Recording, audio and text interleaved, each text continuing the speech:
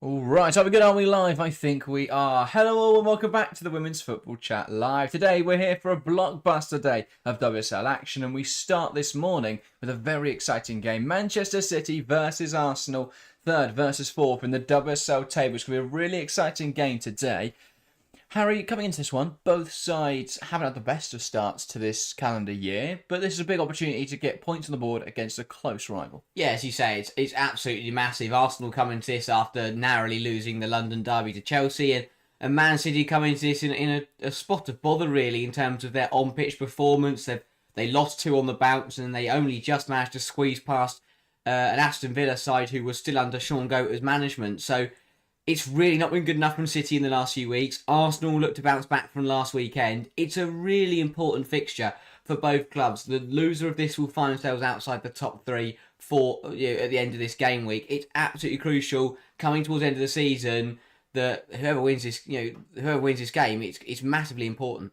Yeah, and this does feel like it marks the start of the second half of the campaign. The January transfer window is shut now, so obviously no more signings can be made. We saw both of them very active on deadline day on Thursday, so it'd be interesting to see if any of the players involved in those transfer dealings are involved. And obviously, Chloe Kelly can't play for Arsenal, and Laura Weinreuther can't play for Manchester City as they're both loan tied, but we could see the likes of Caroline come into this game. Not going to be starting, though. Speaking of which, let's start by looking at the lineups, because I think there's a lot to talk about today.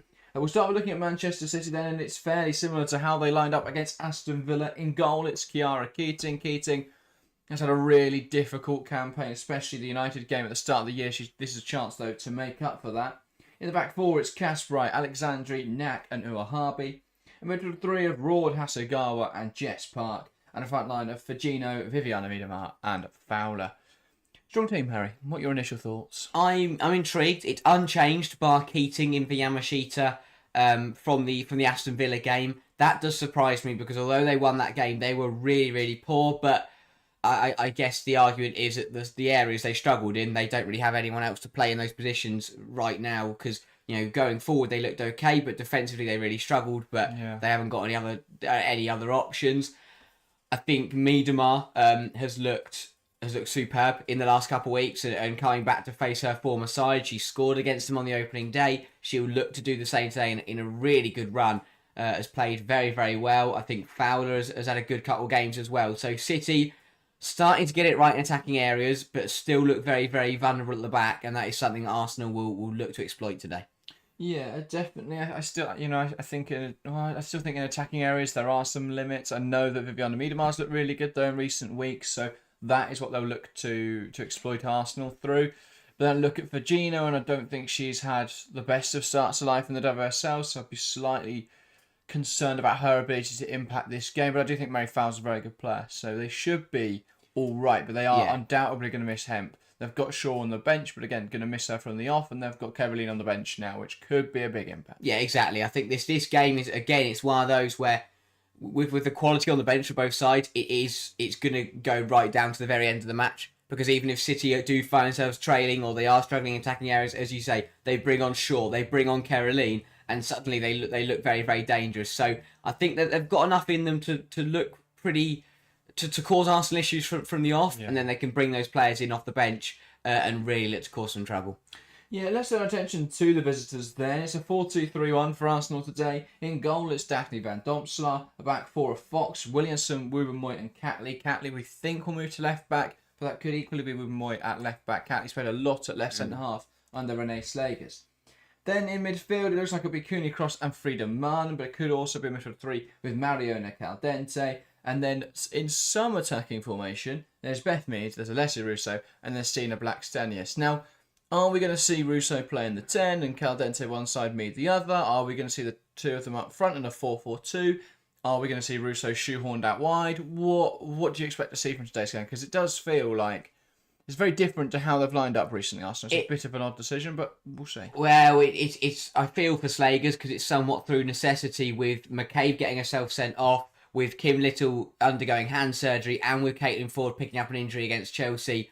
It's one of those where it's really bad timing for Arsenal. I think Ford's had a brilliant season. Little's looked better in the last couple of weeks, and McCabe overall has a decent campaign. So it'll be frustrating for Arsenal to miss 3 players that have have played a lot of minutes for them this season. But it's an opportunity for other players to come in and whether they're changes for the better, I don't know. I think to credit to Blackstenia, she scored in the FA Cup in the midweek against Bristol City. She'll be having to come into this game and have an impact. I think defensively is the big one for me because I as you say, I'm intrigued to see whether I think it'll be Catley at left back. I'd be surprised if it was Wubben-Moy, but it could be the way around. But with the signing of Jenna Niswonga, I get that Slagers probably doesn't want to throw her in immediately to start against Manchester City, but when you I think Arsenal look really comfortable with Williamson and Catley as the centre halves. To upset that when you had other options will surprise me. It's an opportunity for Wubben-Moy though to come back in and perform again. It does feel a lot like that. Even like the Blackstenius one as well. As much as you mentioned there, it's an opportunity for players, but is it not the opportunity to hand to someone like Rosa Kafaji? Yeah, rather than shoehorning a striker out wide or potentially having to change shape. That for me feels a little bit weird. It just feels like Slay's done very well with the 11 she trusts and 11 she knows, but I don't think her subs have been particularly good. I don't think her rotation's been particularly good, as we've seen today. Yeah, and that's the thing. She's going to have to develop because she is the manager now. With being an interim manager, you can come in, name 11 players that you want to name, and they go out there and they win the game. And that is what she did, and that is why they won so many games. Yeah. Proper manager now has to work out how she's going to rotate, has to work out who's going to play where, and how to deal with things like injuries. I think today's very interesting. If they do decide to change shape and try something different tactically to beat Manchester City, then fair enough, I respect that. But if it is going to be shoehorning either Russo or Blackstenius out wide, that will be bizarre to me because I don't think Blackstenius can play out there, and Russo looks all right when she plays in the 10 or when she plays out wide, but the form she's in, how could you even consider taking her out of that number 9 role? Yeah, I completely agree. I think if she is out of that position, it's going to be a really weird one. And again, I think even if it's a 2 up front, I do have concerns over that because we've seen her really effective as a lone striker, but does her effectiveness go down if there are 2 players up there? I think it's going to be really interesting. We've got a few people to talk to in chat, so let's go through the messages. Ryzen says, I'm expecting an exhausting and frustrating 2-2 draw. Welcome, Ryzen, and that could very much be the case. Mark says, excited to watch Australia's best young talents, KCC and Mary Fowler. Yes, Skinner Cross and Fowler, both very talented players. David Fraser says, would you start both Shaw and Miedemar or bring one off the bench? If they're both fit, then Shaw starts, Miedemar is on the bench, and then you rotate Miedemar into midfield or up front. Obviously, if there's an injury, then she comes in either midfield or up front, depending on where she's needed. But for me, she would be a bench player. She's a very effective striker, though. We saw that in the Aston Villa game. It's odd that she wasn't used as such in the first half of the season. Or at Arsenal last season. Yeah, because it's as simple as, and people, also that might sound weird because she's played very well, and to make her back up to Shaw would seem harsh, but it wouldn't be more of a backup, it would be more of a rotation. And the reason you do that is because it's why Shaw got injured, because they didn't rotate her, because they played Miedemar in the middle of the park, and they played Shaw up front. Shaw played every single minute, so she then picked up an injury. Meanwhile, played every minute, got injured. Yeah, exactly. So if you rotate the both of them, you keep both of them fit, they stay at peak performance, and they score loads of goals for you. Yeah. Rotation is absolutely key in football, and that is something that Gareth Taylor has, I think, struggled with. Managing those minutes. Across the whole pitch, really, for Man City. Yeah, it's something Chelsea, I think, are very good at. And I know Chelsea have that strength and depth that allows them to rotate. But City have got to be better at doing that. I think they may now be. You look at who they've added this January. I think that will help with Caroline coming in. It's another player. I mean, the fact they've just refused to play one of their wingers isn't helpful. Obviously, Arsenal's rotation would be nicer if they had Chloe Kelly coming inside today, but obviously that can't happen. So that somewhat stumped them for today, which is why they have to shoehorn. It's been brilliant to see her first game back at Arsenal against Manchester City. Just comes on, scores, and then breaks off in wild celebration in front of Gareth Taylor. Ryan G says, hi, how are you doing today? Good, Ryan. Very good. Excited for a full day of WSL action. And then Bernie says, hey, Jack and Harry, good to see you, Bernie. Welcome to the stream. But yeah, should be a good one. Should be a very interesting game. I think it's going to be really tough to call. I think both these sides will be well up for it. It's a shame as well that it's not at the Etihad today. Yeah, I thought it would be. Yeah, especially with with the crowds that Arsenal can bring, and that a trip, though, isn't it? It is a heck of a trip, especially for a Sunday morning. You'd have to be very, very early. But credit to the Arsenal fans that have made the journey. It's a big game, and I think that although it's a weird one because Arsenal find themselves outside the top 3 right now, but based on form and based on the way they've been playing in the last few weeks, I think that is pretty harsh for me.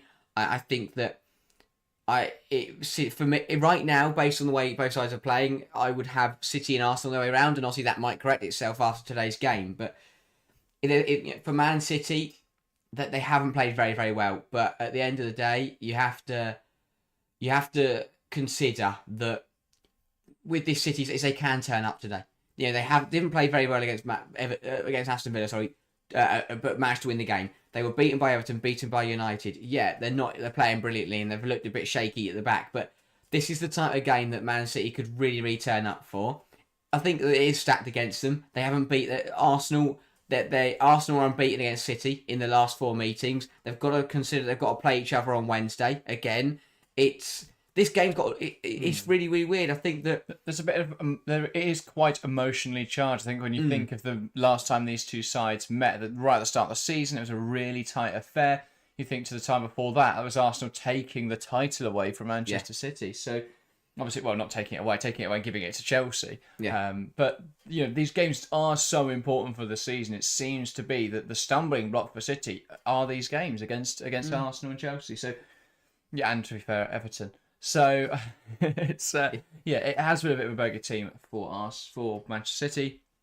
It'll be interesting to see how they get on against them today. Burnley going for a 2-1 win. With that said, we should probably get into some predictions of our own. So if you are watching along, get involved in the live chat. But we'll start here in the studio.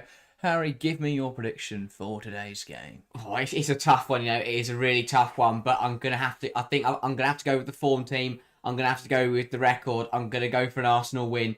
I think City have been out of sorts lately, and Arsenal will look to lean onto that the defensive issues that City have encountered over the last couple of weeks. I'll go for a bit of a bumper game. I'll go 3-2 Arsenal. City have shown they can score goals, but they've also been leaking them. So I'll go 3-2. I think it'll be City goals from Miedemar and Park, and then it'll be Arsenal goals from Rousseau, from Mead, and I'll go a Catley goal. Rogue, but a Catley goal. Nice, a Catley winner. Yeah.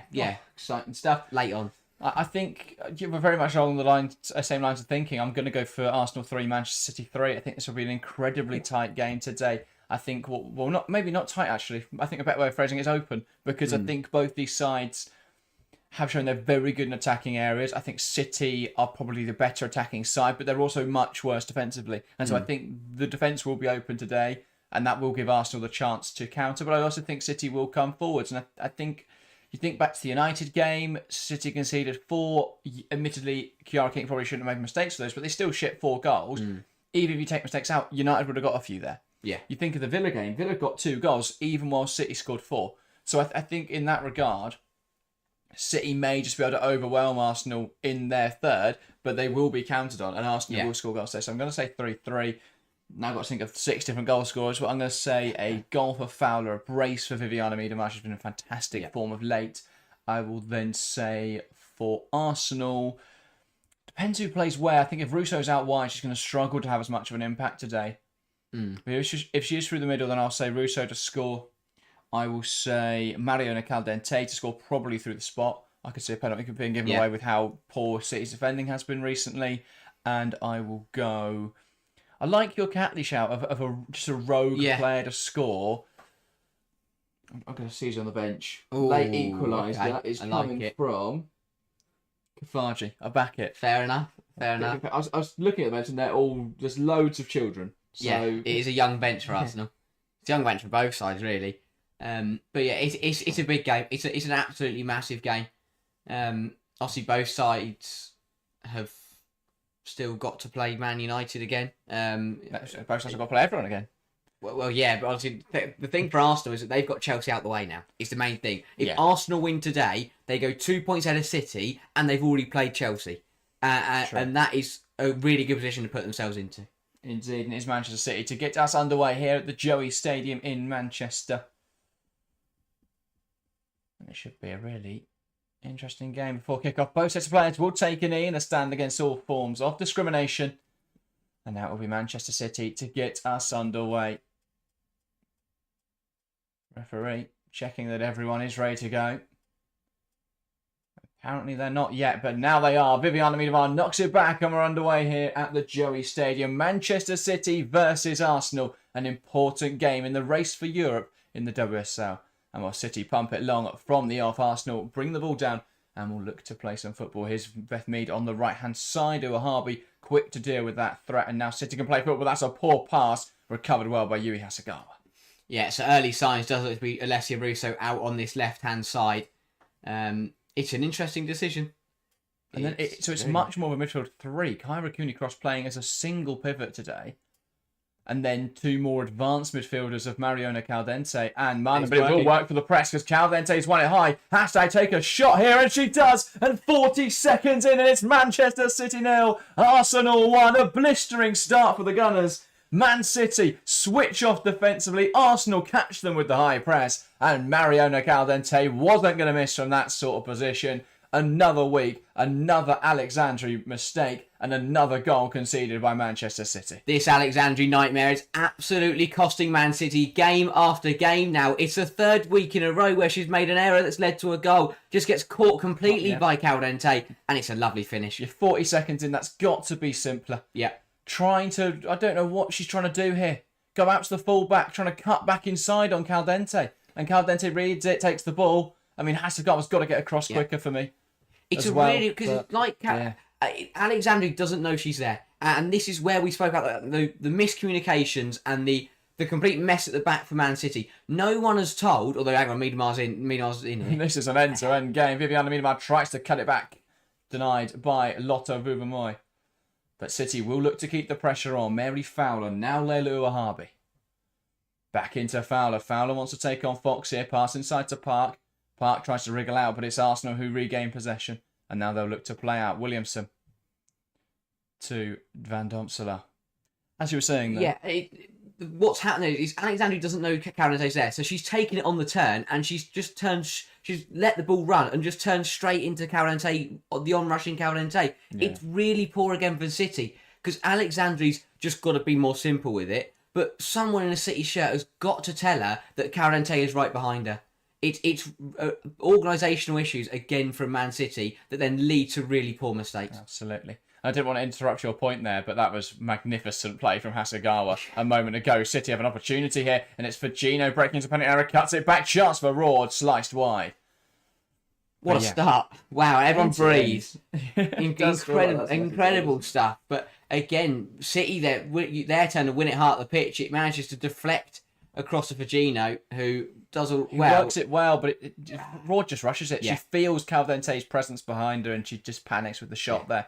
She needs a teammate saying she's got time there, because if she takes the touch, the most Caldente is going to do is push her to the ground and concede a penalty. Yeah. So I feel that she could have taken her time there. Phillies, what was the stream, by the way? There was a few messages as the game kicked off, so I have missed a few. Saying hi, predicting a 3-1 Arsenal win. Romain Johnson predicted a 4-0 Arsenal win. And well, if the rest of the game continues in this manner, it's a very good chance it may be. And it's really poor, because if you're Man City, you've conceded 7-8 goals in your last 3 WSL matches. You haven't beaten Arsenal in your last 4 meetings. From that, you just want to get off to a nice start, keep it simple, keep the ball, and just relax into the game. Conceding 40 seconds in was, what can Gareth Taylor do with that? It's again, huge questions of City. That's lovely from Cooney-Cross, though. And Arsenal once again causing issues. Here's Alessia Russo with a fantastic switch of the play, and Mead can use this ball now. Blackstenius was offside, but that pass did look to be on for a moment. Arsenal still in possession. Here's Fox. Cooney-Cross. Now Caldente. Williamson tries to play a ball through the lines. It is cut out, but Fox wins it back, out for an Arsenal throw. Zonky Puff says, go Arsenal. Good commentary, guys. Thank you, mate. Bernie says Alexandria should be doing better there. 100%. 100%. Have to be doing better there. And there's massive questions. You know, a player that is probably going to be picked up by Barcelona in the summer. It was, I mean, I don't think she did too much wrong at Everton, but it was mistakes at Man United. It was an own. She was at fault for both goals against Aston Villa, directly at fault for both goals. Yeah. And now she's at fault again for the goal today. Massive questions. When Greenwood's missing, Alexandri, you know, she's got the armband on, and she's meant to step up as that lead defender, and she's done the complete opposite. Not exactly leading by example. No, not at all. And when you've got a centre half in Knack next to her who has done all right, but she's only get 3 games in England, it's really not what you want from your captain. Yeah, no, I shouldn't agree with you there. I think it's a tough situation because they've forced now to play Alexandra in that role. I think she's more comfortable as a right back, but due to the way they've recruited and the way they played in the first half of the season, it's difficult for them to move her. But she looked comfortable alongside Alex Greenwood, and it's night and day difference because she looks so uncomfortable now. In possession, out of possession, she just looks lost. Yeah. And the defence have no organisation without Greenwood. I mean, even Hasegawa doesn't look as strong without Alex Greenwood. And we talk about how important Hasegawa is for this Man City side. But I think Alex Greenwood's importance is so underrated. Yeah. And we've only seen it. And again, it's similar to Rodri in the men's team. You notice someone when they're not there. Yeah. And we've seen that with Alex Greenwood. And I think it's not just in those quantitative qualities, like how good she is on the ball and how strong she is in the tackle, but also those qualitative ones. Yeah. She is a fantastic leader. She is a fantastic organiser. And I think that's incredibly undervalued in football. Arsenal coming forward now, though. Catley into Russo. Russo looking to take on Kirsten Kasparai here. And she does so really well. Brilliant from Alessia. Russo bursts into the box, forced back by Firgino. Ball in is dealt with, going to fall for Catley now.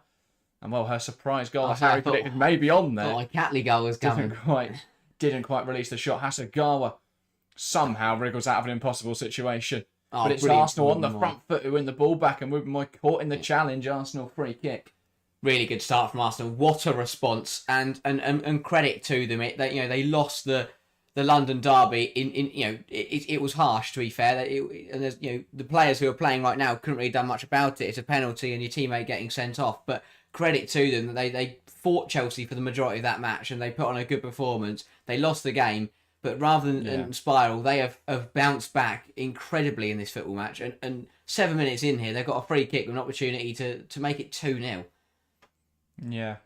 And again, it feels very similar to the United game, where how fast Arsenal have started, if they can get a few goals here, and they have double their advantage. Manchester City 0, Arsenal 2. It's lifted into the box. Lotta Ruben meets it, and it's 2-0 Arsenal. And just as we were speaking about the potential of them doubling their lead, they've done exactly that. Keating came to catch and couldn't claim. Ruben Moy, a little bit shaken up after that one, but it's in the back of the net, and that's the important thing. Manchester City 0. Arsenal 2, and City are in free fall.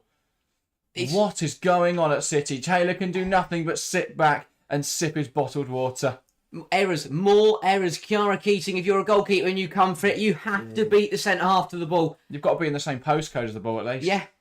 It's a really bad decision. It is a really poor decision to come out. And again, 2 errors from City have cost them 2 goals. Arsenal are in absolute dreamland, and it's parallels to the Manchester derby. City, errors across the board. United ran riot, and the same is happening here. City, time and time again, mistakes are costing them goals, and Arsenal are taking it, and they're running off with it. So it's brilliant. And credit to Ruben Moy, back in the team, back amongst the goals. It's a great ball into the box. It's a really good header because she also gets punched in the face while she's scoring. Really, really good header, but it's an empty net. So you put it on nowhere near the ball, miles off it.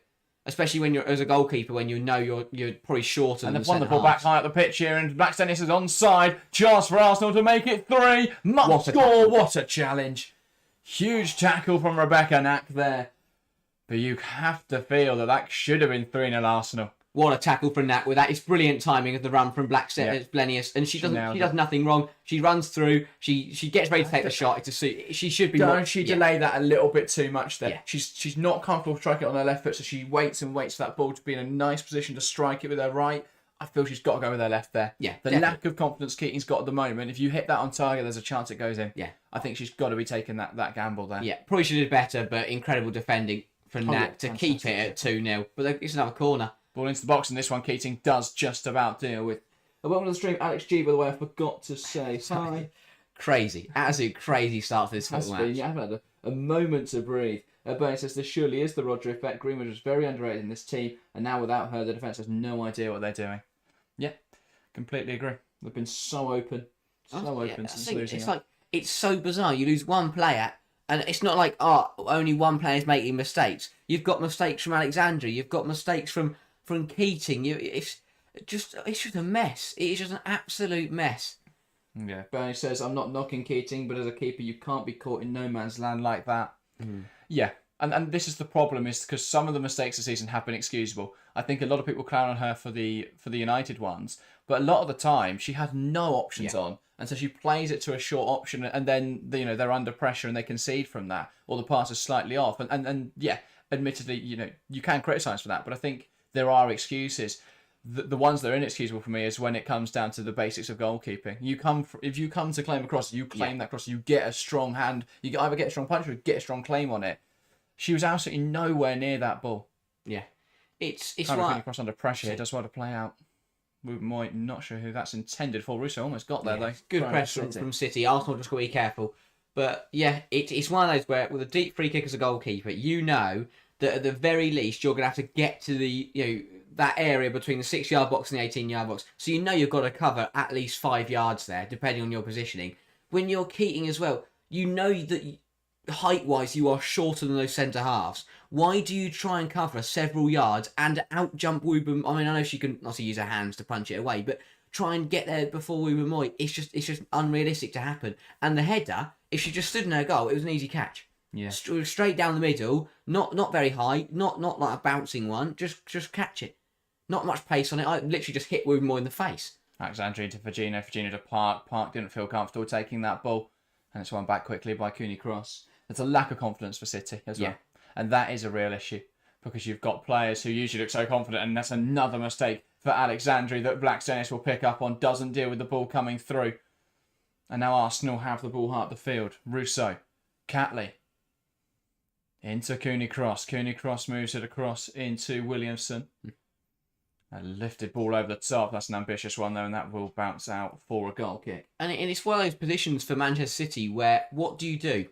It doesn't matter who you're playing or who you are, unless we're talking WSL versus some amateur side. They wouldn't be in this situation. What can you do when you go 2-0 down so early? You might as well start the game 2-0 down.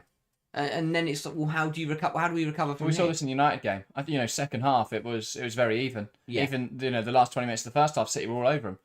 The problem was they'd already conceded a load of goals.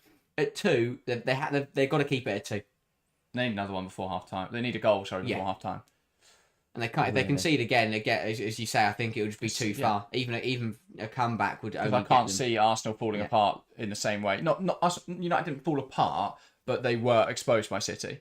I don't think Arsenal would do that. Yeah. We'll see. I was thinking, if anything, Arsenal being at 2-0 is better than because United at 3-0 only switched off at 3-0 once they thought they were comfortable. If it stays at 2-0 for Arsenal, they're more likely to keep concentrated. Yeah.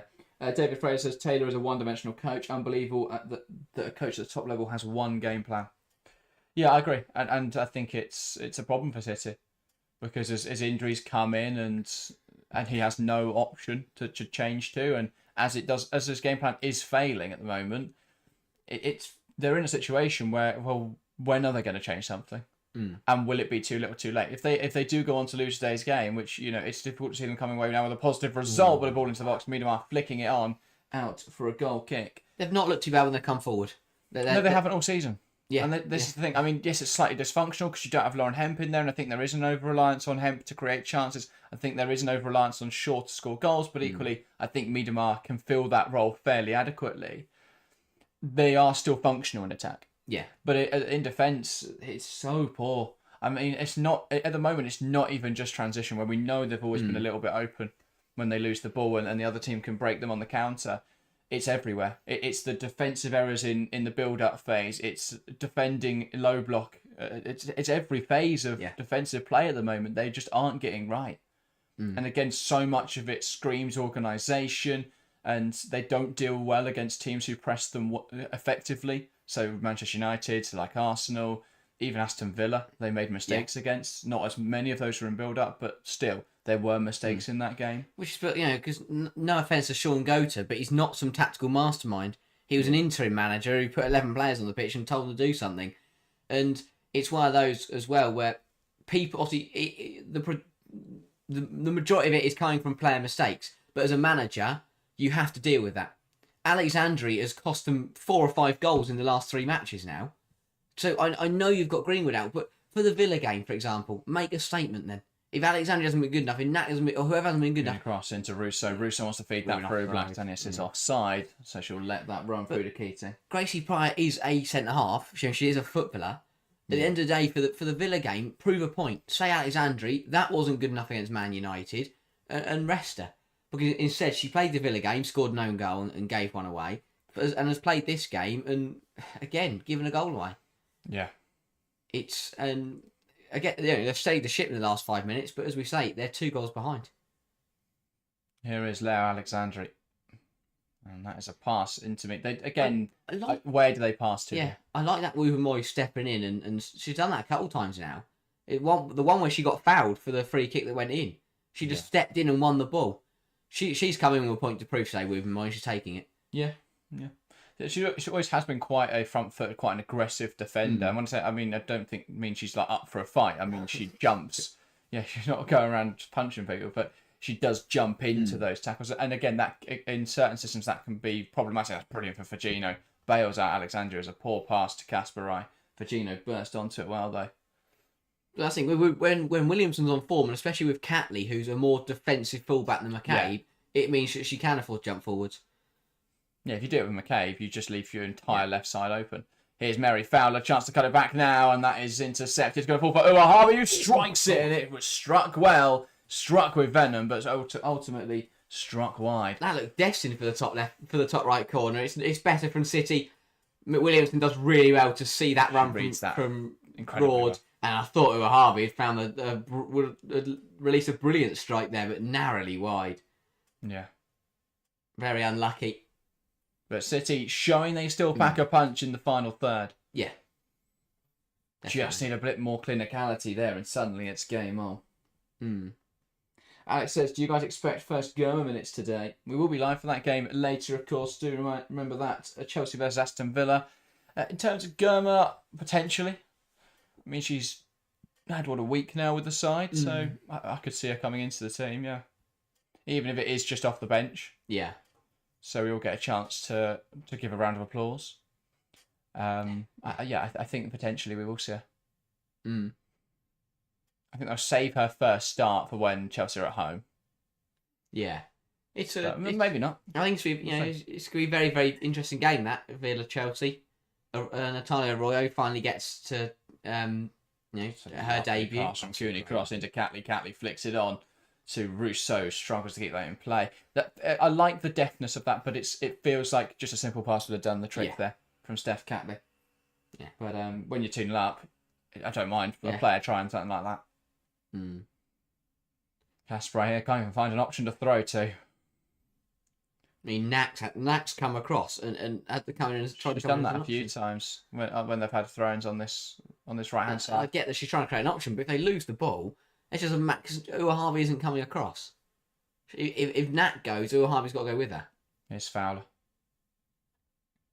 Knack. And again, it's those processes, isn't it? If Knack's out of position, Uwahabi's got to come in, and then Fowler's got to drop off a bit, or pull a bit wider. But instead, there's not those processes. It's not that instinctiveness in the system. That's brilliant from Kasparai to keep that in play. Alexandri now finds Rord. Alexandri. You can tell she wants to hit a diagonal, but that pass just isn't quite on. Asagawa. Now Alexandri. Manages to find Fagino in the pocket. Wanted the wide option there, but it was effectively covered by Rousseau. Rord does really well to stab a foot and keep possession. Here is Fagino, wants to take on Rousseau. puts it into the box towards the back post. Fowler meets it, and they've got one back here. Manchester City. City 1, Arsenal 2. Mary Fowler heading home. And it's really good play from City. They just poked and poked until they found a way through. Across into the box. Arsenal didn't deal with it, and City have one back. What a start to this game. 20 minutes in. 3 goals already. It's City 1, Arsenal 2. Really good response from City. A nightmare start, but they've looked really much better in the last 10 or so minutes. And it's a really good ball in for Fagino up against Russo. She's always going to beat her. Russo in defensive situations, being out on the left-hand side, that's not what she's used to doing. It's a great ball in, and it's a great run from Fowler at the back post. Out jumps Fox.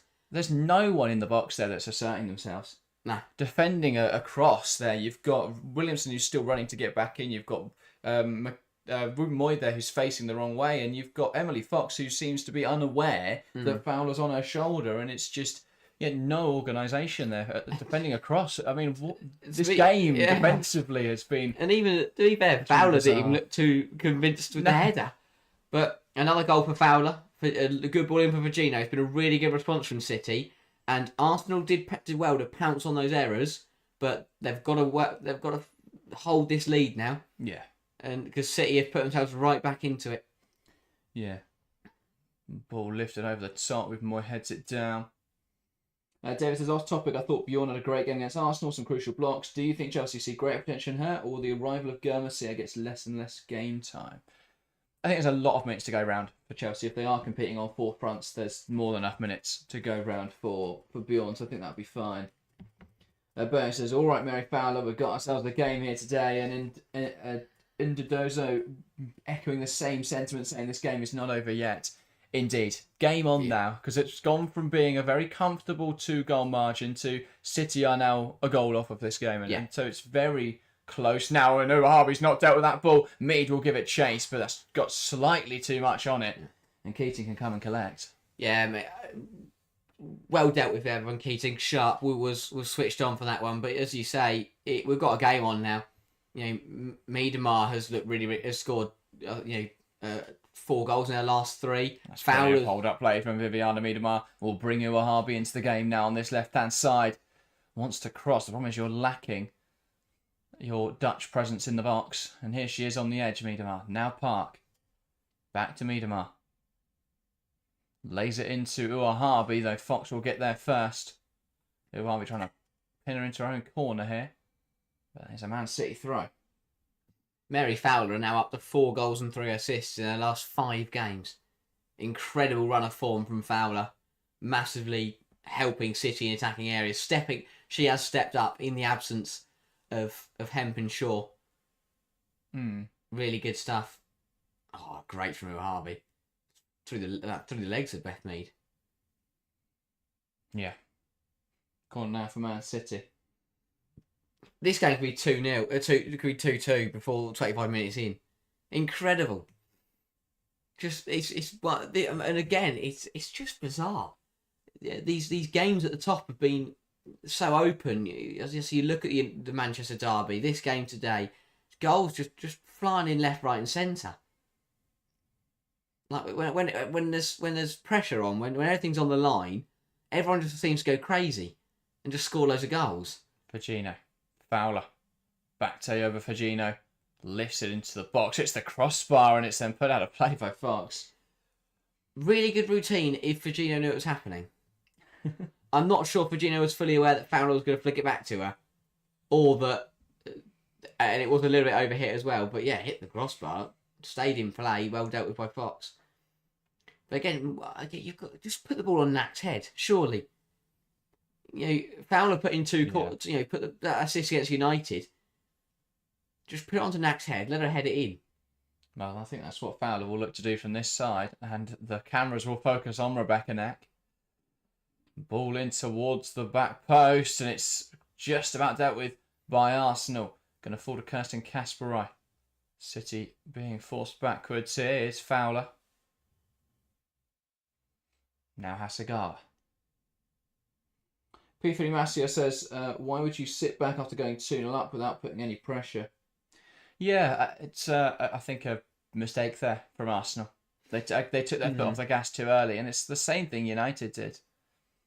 Because once City sort of come into the game, they will be a dangerous team, as we've seen since the Wimmoy goal. City have had 3 shots to none for Arsenal. They've had 8 touches in the opposition box to none for Arsenal, and 68% of the ball to 32%. So, yeah, I think we saw the same with United. It's just that switching off. Here's Viviana Miedemar, strike from range, saved well by Van Domselaar.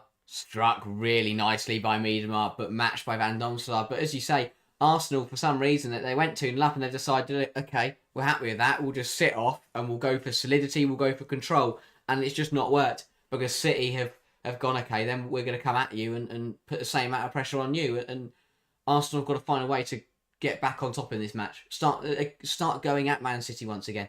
Because when that back line is put under pressure, they are cracking at the moment. But the last 10-15 minutes, Arsenal haven't put them under any pressure. This is a great run from Fox, by the way. When Rord comes across, deals though it's slightly aggressive in its manner. Arsenal though come away possession, so advantage is played. Beth Mead will keep that in touch, and Arsenal can use this now. Has Catley off in support.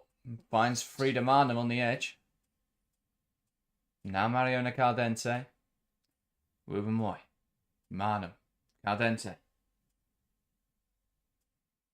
Darts inside, and that pass is inaccurate, and City win it back, but it's won back quickly by Arsenal, and it's Emily Fox who'll burst away with it. Alexandri does deal with this, though. Now City have possession. She manages to win herself a throw.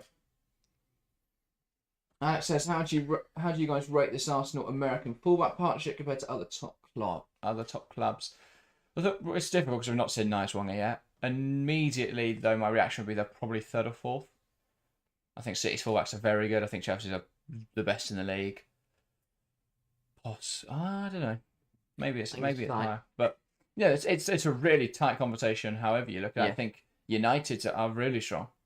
Yeah, I think United's defense as a whole is really good. So yeah, it's a different. Well, I think it's the way you look at it. I think that offensively, you've got.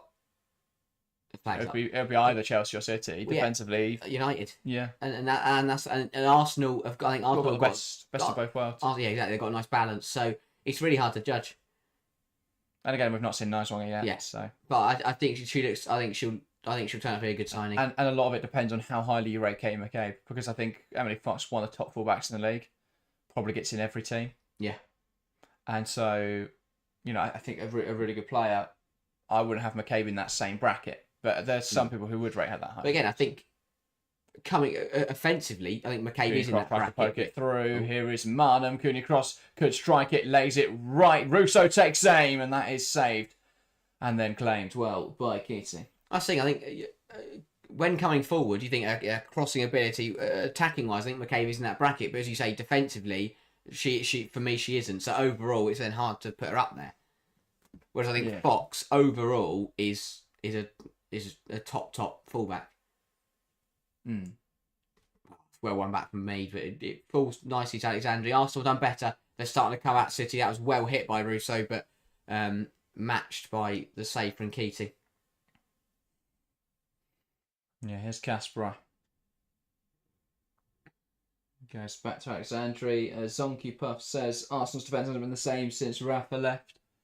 True, Rafael Souza, very good player. Strike from Sagawa, saved well by Van Domselaar. Wow. And now Arsenal will look to play out, but City are putting them under, and they do win it back high up the field. Fowler tries to find Dua Harvey. There is a flag for offside. It doesn't go up. And then it's won back quickly by Arsenal. But again, in that moment there, they all seem to switch off, and it's been a theme this season. I know some of the Chelsea players have mocked it at times, but yeah, you think just focus on the defending. Yeah, Harvey went up. She was nowhere near offside there.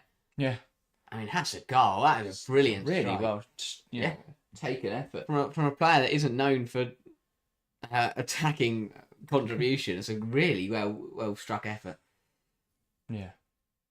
Here's Alexandri. I did not think after that first 10 minutes we'd be in a world where City could be level come half time.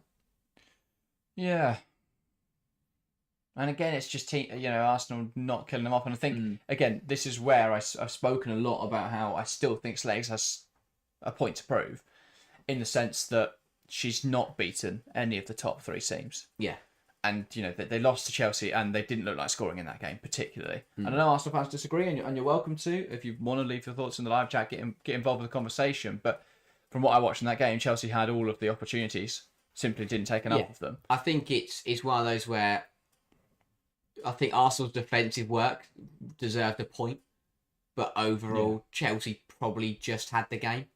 Ball into the box, and that's dealt with by Fox. And I think... One back high by Kasper Ive, and then it's cleared away by Cooney. It's a really hard way to look at it because they haven't beaten any of them. But the United game, they should have won that about 4-0, which shows how far United have come, by the way. But Arsenal should have won that United game really convincingly and drew. They probably deserved a point. Overall, I think the Chelsea result was fair, but as I said, I think they defensively, the saves from Van Domselaar, the performance from the centre halves and the like, they deserved a point. And to lose that to Chelsea are unbeaten, to only lose 1-0, to be in the game for 70, 80 minutes was a good showing. Today's a different story though. If they don't win today, then that does raise a lot of questions because going 2-0 up inside 10 minutes, you have to hold that lead. And so far they have, but equally they have looked worse since going 2-0 up.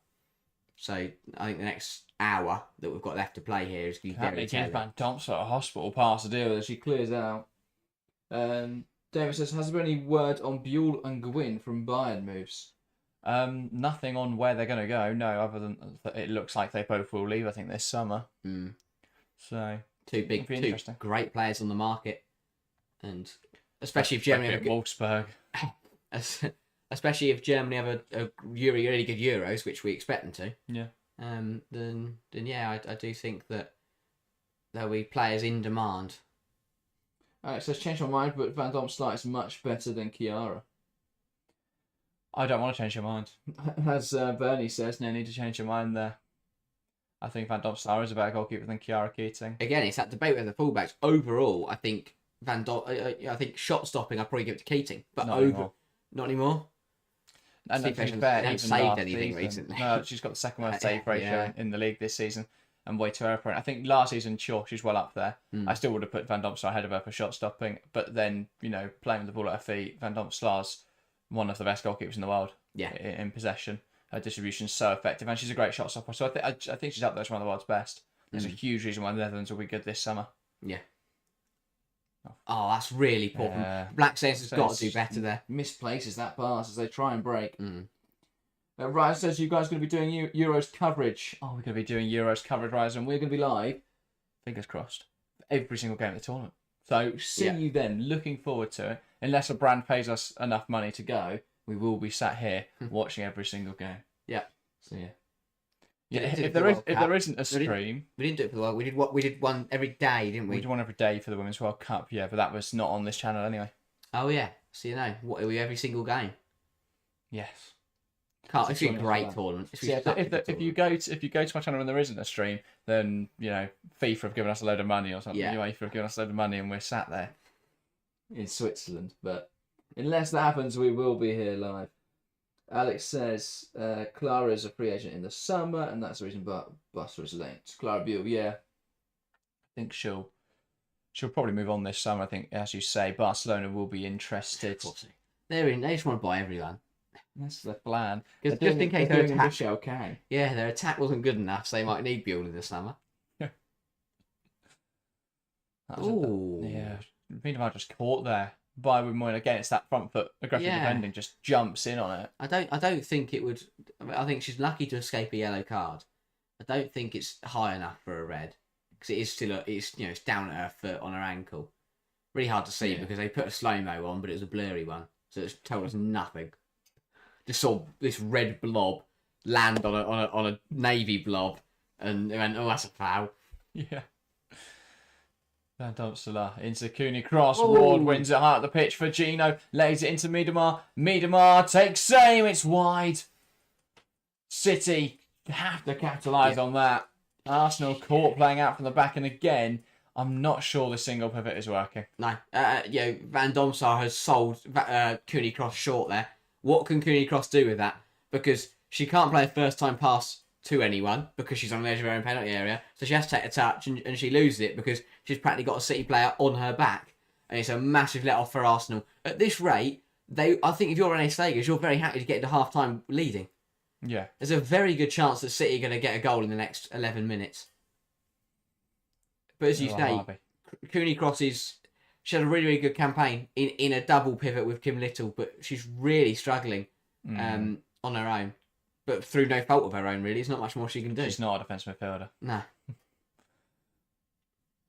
I guess the thought is she could play that role as sort of a playmaker, but I don't think she's like strong enough, physical enough to be a lone defensive midfielder. To be a single pivot, and Cowden Taste is sort of playing deep, but is pressing a lot higher. Runs off sometimes. Well, their build-up phase is single pivot rather than a double pivot, which is interesting to change that. You'd think even if everything else changes, you keep your build-up phase the same. Yeah. Which wouldn't be too difficult to do. It's a great run from Fox.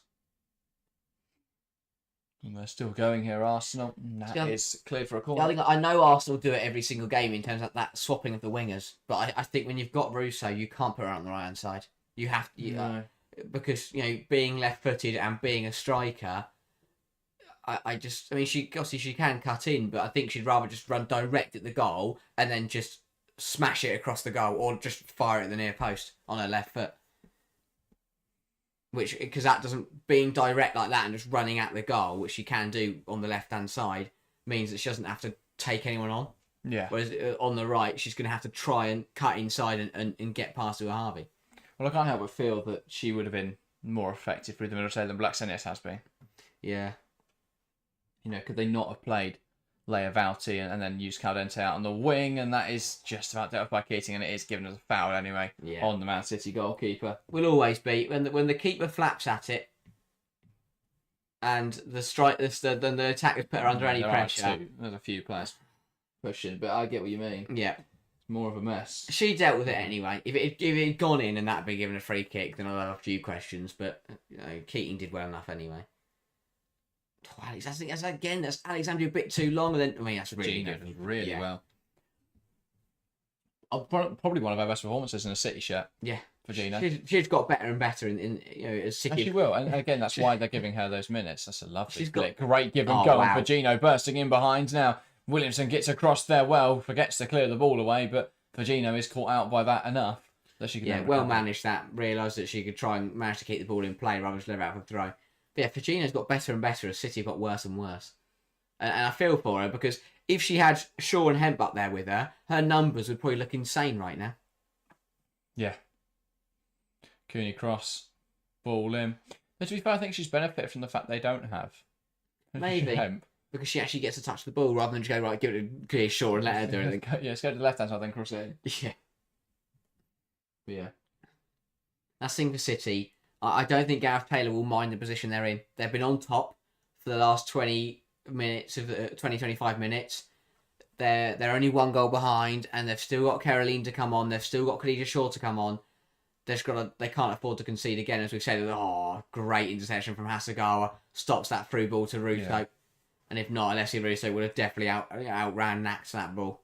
Alex asked, what is with Ford today? Do you think they miss her creativity? She's out injured. She picked up an injury in the Chelsea game. Yeah, it's one of those. I get why they risked her playing against Chelsea. It's a muscle issue, I think.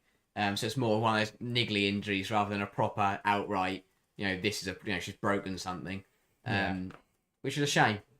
But it also shows why you don't risk playing players and they get injured and then you can't play them in the next 2 games. But I get why they wanted to play out Chelsea. May just keep going here. She tries to the team, but then does give it away. We'll get the free kick. But yeah, it's a foul. Did well.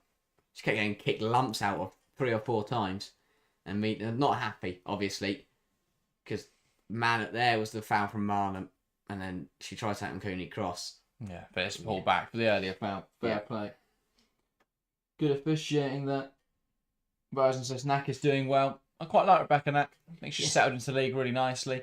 I do think that it's not helped the fact it looks like she's come in and they've suddenly stopped defending.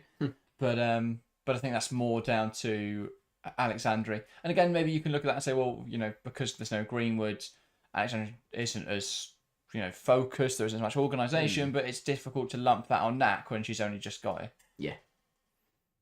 the end of the day, Alexandria is on her day is one of the world's best centre halves. She shouldn't be making the errors that she is. No. Right now, she's doing her best to not join Barcelona because, this is the mate. Like, I think it feels like the world's worst kept secret that she will join Barca in the summer. Yeah. But I get what you're saying. If these performances keep up, will Barca not look at alternatives? But yeah, they do need to look at centre halves with it widely being expected. Well, they're undecided yet if they're going to keep Irene Paredes and Ingrid Engen. Engen looked for a move in January. Nothing quite came about. Paredes, there is interest from Liga F clubs, particularly Athletic Club. But I think if Barca still want her, I think she'll keep playing for them. And there's a worry, I think, for City because we've seen it with other clubs. If Alexandria goes and Greenwood comes, so long as we've seen a lot of players come back from. We saw it a bit with Williamson. She took a while to get back, back to a decent level of performance after a long-term injury. No, it's not as long, but it's still a lengthy period out. And if they go into next season with Greenwood only have been back for a couple months and Alexandria left, then they've got to be careful. I mean, obviously, to be fair, Greenwood would have had the whole pre-season, so she might be all right, but you never know. Yeah. It's something, I mean, losing Alexandria anyway is going to be a big miss because I don't think Greenwood and Knack are quite what you want from starting centre halves. That's why I feel even more for Knack because she for me, she wouldn't have expected to, honestly, with Greenwood getting injured, she did, but she won't expect to play every single week when Greenwood is back. So to be thrown in and have to play 90 minutes after 90 minutes after 90 minutes is pretty tough. Bernie says that England disaster last night was hilarious. Yes, indeed. It does look like Barcelona may be fallible. I think it's, as a Chelsea fan, it is a really exciting prospect. Did they lose? They lost 2-1 to Levante. What? I know. Wow. Okay. Yes. Do mark your history books, ladies and gentlemen, because that is a once-in-a-lifetime experience. But no, I know we kid. But obviously, Barcelona is still a strong team, but there is a fallibility in that side that obviously we haven't seen under Geraldes in the last few years. Yeah. It's going to be really interesting. It will be a worry for Barcelona because when you are so consistently perfect, when you do lose, it is a massive moment. Yeah. And they've got to hope the momentum, isn't going to shift. And the problem for Barca is it's going to be a real test of their mentality. They're not used to losing games. They hate it. You can tell they just hate it.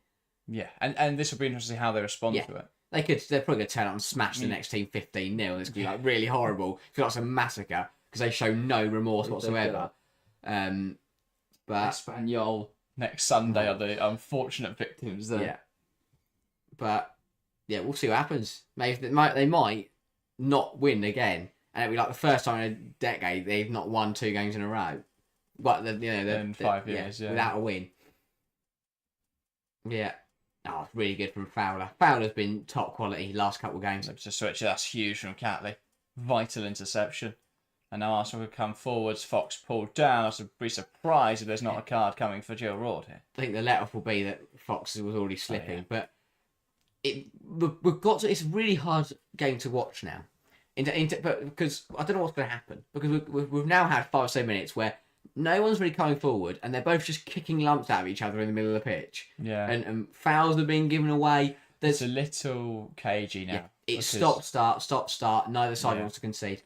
There's only 1 goal in it. City know they can't afford because we're close to the half as well. City they don't want to push too hard because then they could leave themselves exposed. Arsenal are just desperate to get into the break now. Yeah, because it feels that way. So yeah, we've got a bit of a weird situation on our hands where they're both sides are sort of ticking down the clock.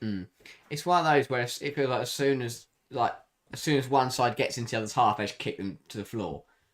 It's like Fox there was about to burst into the City half. Boy, I knew that. But also because this ref's letting things go a bit, and I like that to a certain extent, but also there have been quite a few fouls now. I think a card could be on its way. Yeah. But because the ref's letting things go, players will keep doing that. Yeah, it's preference. I think there's certain referees who would have. Didn't realise. I didn't know. Yeah, I was going to say I didn't know where Keating was there. I thought that might have been a bit of a poor back pass, but they got away with it. I think a referee who is a bit sterner would have probably handed out 2 or 3 yellow cards by now. Yeah, but Cheryl Foster's happy to let things run. No need to get your cards out in such a big game. Sagawa now to Alexandri. Yeah, Sharon Foster does tend to get the big games, doesn't she? Yeah. No, she got Chelsea City earlier this season. Yeah. They split between her and Heaslip. Got the Conti Cup final as well last year's Conti Cup final. Good referee. But that's what I love. Virginia plays it into Rord. Rord takes aim. That's blocked by Woodenmoy. The two kind of top referees in the league are so different to each other. Yeah. One He is slips a prefect and Foster does what she wants. Foster's a rogue. Yeah. Here's Miedema. Tries to bring it down. They're trying to be too cute in the penalty area at the moment, City. Yeah. Just stick it in the back of the net. Just shoot. Because Hasegawa just had a random effort from 20 yards and it forced a brilliant save of Van Domselaar. Yeah. City, if they've got the players, just need to start pulling the trigger. Chelsea fans is going to the Aston Villa versus Chelsea game today. Chelsea win 4-0.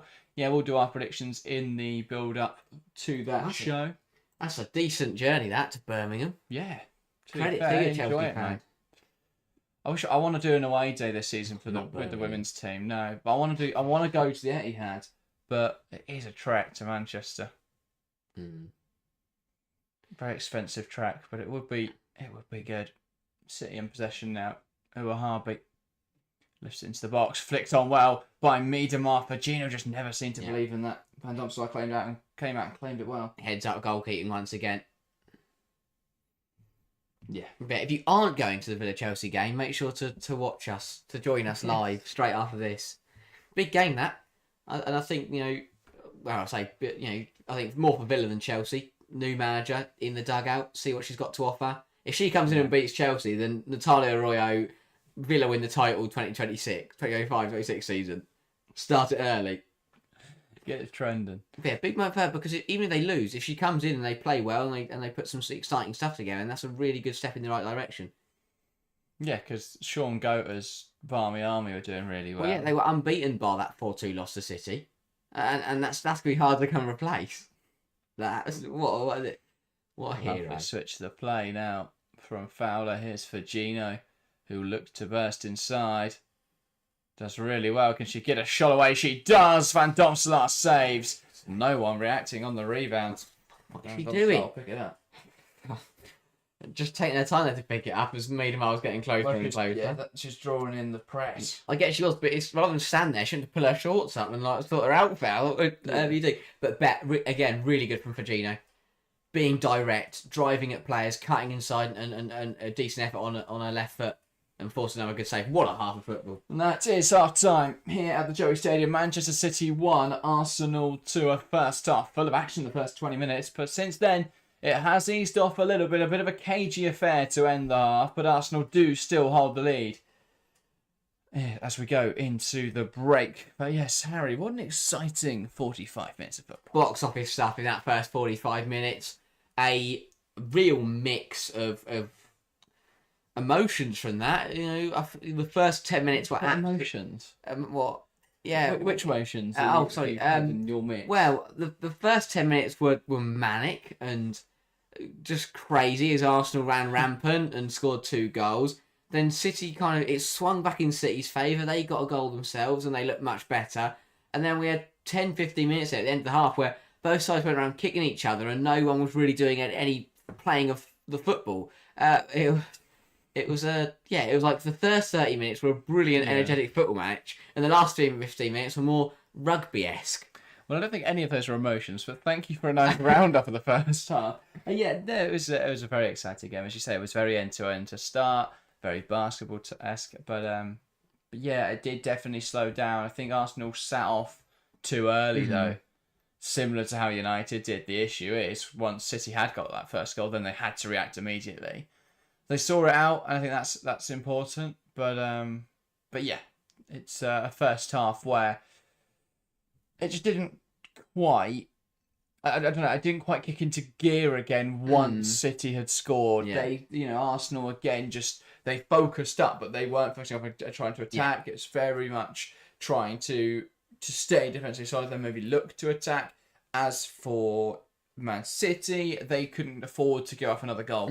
So the focus towards the end of that first half had to be on being defensively solid. If there was an opportunity to score, then go ahead and take it.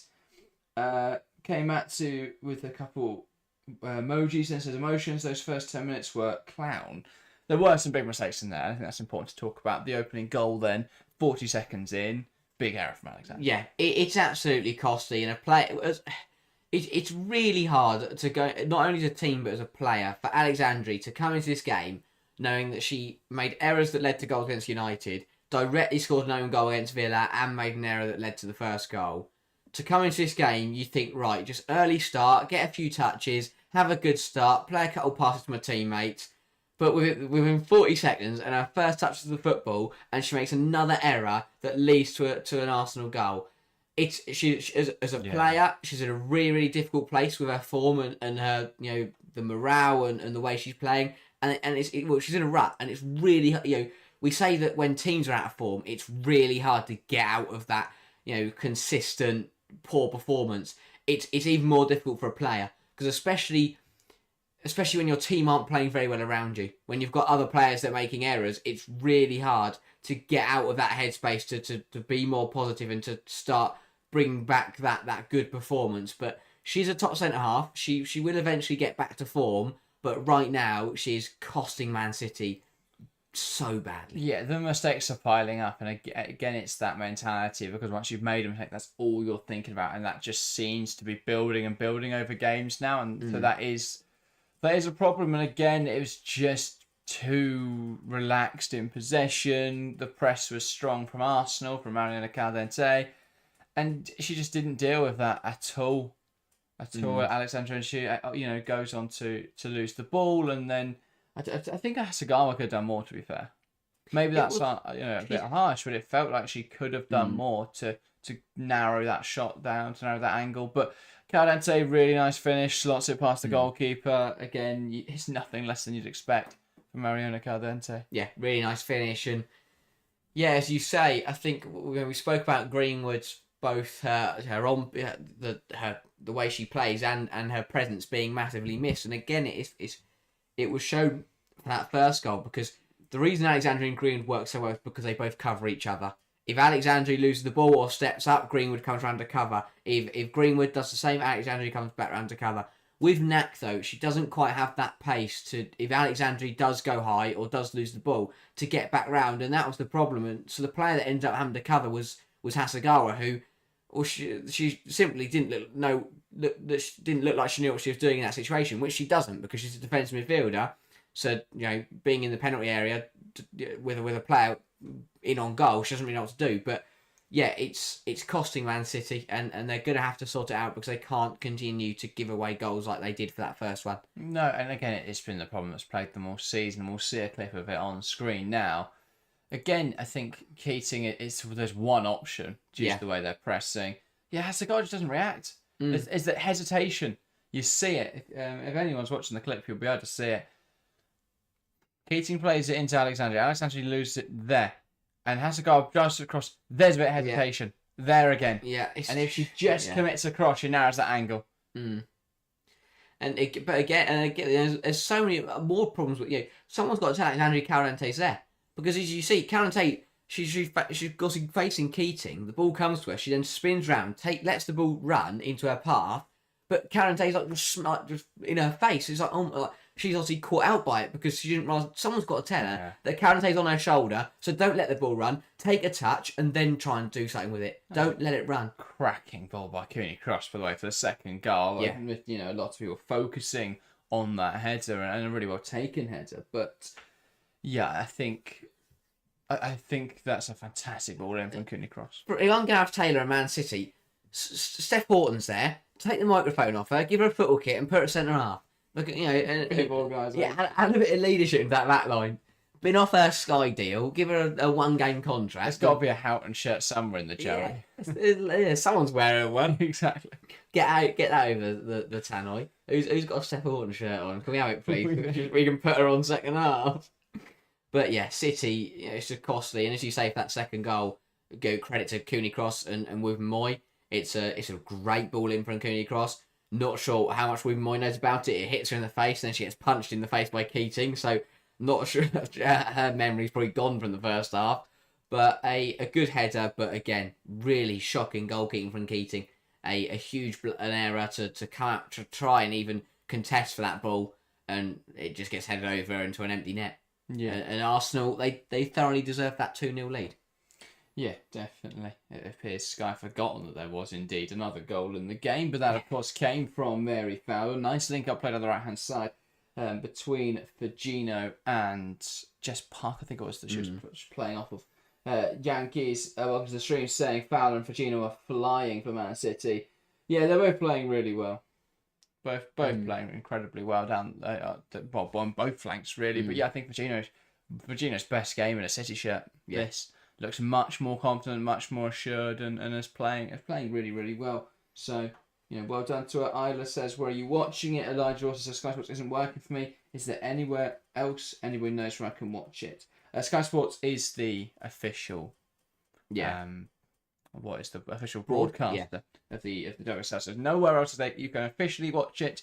In the UK at least. If you're outside the UK, it'll be on your broadcaster or it'll be on YouTube if there isn't a specific broadcaster. So if you have a VPN, you may be able to find a way of watching it elsewhere. But if you are in the UK, it is on Sky. Matsu says, Paul Pass, my keen to start the sequence. I don't think it was that bad to Alexandria. Alexandria just hesitates not too long and then doesn't deal with it once there is a problem. Yeah. That ball just got to go. Exactly. Just tries to, come across Calvin and say, just don't. Just kick it out of play. 40 seconds into the game, why try that in there? Yeah. It's so pointless. You're on the edge of your own 18-yard box. Even if she manages to take it past Caldente there, where's she going? She's running straight at Alessia Russo. Yeah. Or seeing about I think it was in that position. So I think you've just got to deal with that. It's got to be more sensible in there. Either that's got to go to Casper or that's got to go out of play. Yeah, I get why you'd say that. I understand why you'd say the pass from Keating was poor, but it's the communication. Because the pass wasn't directly to Alexandria. It was for Alexandria to step onto.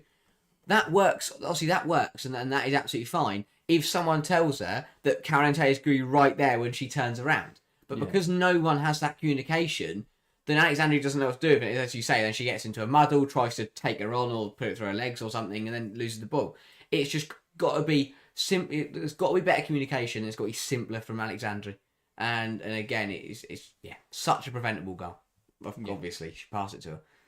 Yeah, completely agree. Yankee says Hasegawa seems really lively again this match.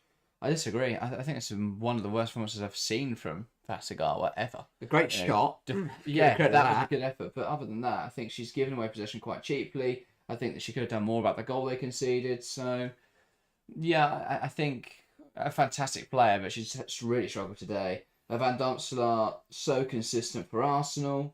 Yeah, fantastic goalkeeper. Yeah, superb. One of the best in the world in the league. Just an overall her ability on the ball, her ability, shots on ability is superb. And again, we've seen it today. She looked really comfortable in what's been a game where a lot of players have looked all over the shop. And she's made some brilliant saves, to be fair, as well. As I said, that save from the Hasegawa effort, the Firmino effort late in the half.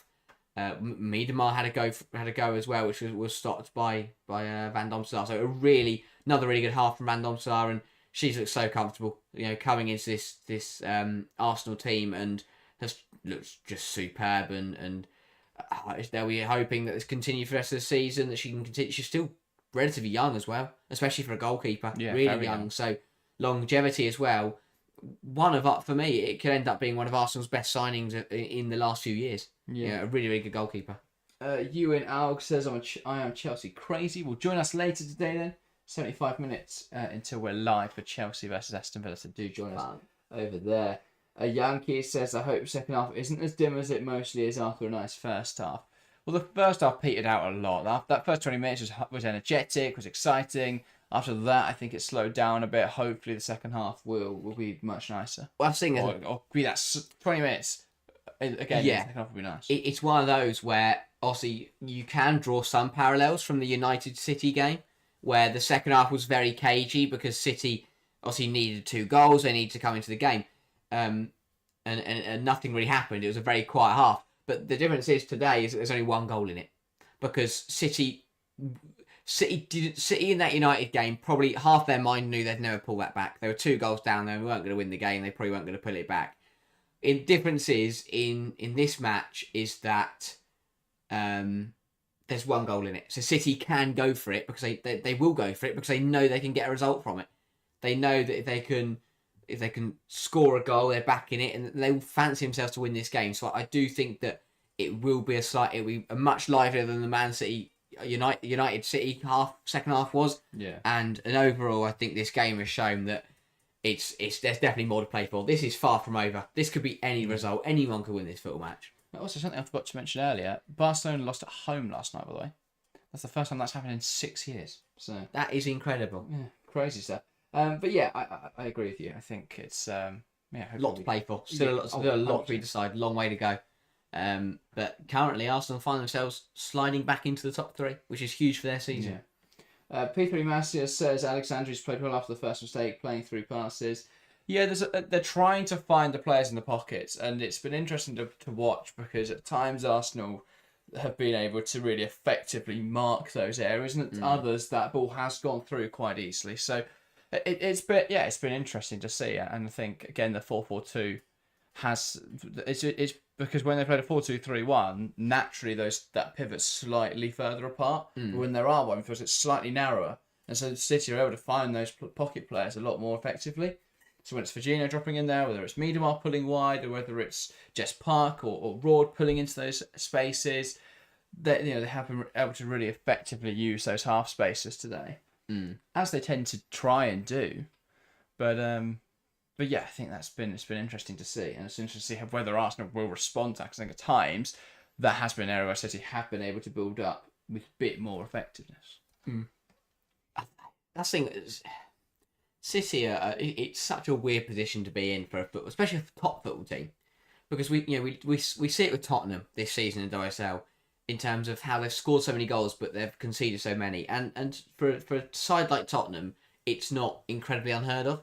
But for for the last few weeks for Man City, it's really bizarre to see a top team so good in coming forward and still scoring loads of goals despite their defensive issues, and it's promising to see that they can still come forward, cause teams problems, put the ball in the back of the net, and I mean, again, they're only. I just think, I know I said Arsenal would win 3-2, but it's only 2-1, and we know at some point we're going to see Clea Shaw and we're going to see Caroline. It just feels like this game is really not over, and City could definitely turn this around, and that's what Arsenal have got to be careful of. Yeah. I would want to ask, what's the rational reason for only starting Knack out of the new signings? Well, in terms of Man City, I assume you're asking that from that perspective. Obviously, the other signings were Caroline and Laura Weinreuter. Weinreuter can't play today. She is loan tied, so she wouldn't have been available for selection today. Ayama? Oh, yeah, sorry. Ayuma Ayama, who I think is definitely one for the future. Yeah. Not as good as Nasagawa just yet, but definitely one for the future. And then you got Caroline, and Caroline spent a lot of time out injured. She's also not come from a league where she was in season, so she's not played for a few months, or for about a month or so. You're not going to rush her straight in with the action. Instead, you'll ease her in gently. Here's Arsenal get us back out of the way though here at the Joey Stadium. Man City 1, Arsenal 2 at half time. How will this game continue? And here's Arsenal coming forwards quickly from the off one, back in there by Fowler, and now they look to play out Park. Rord.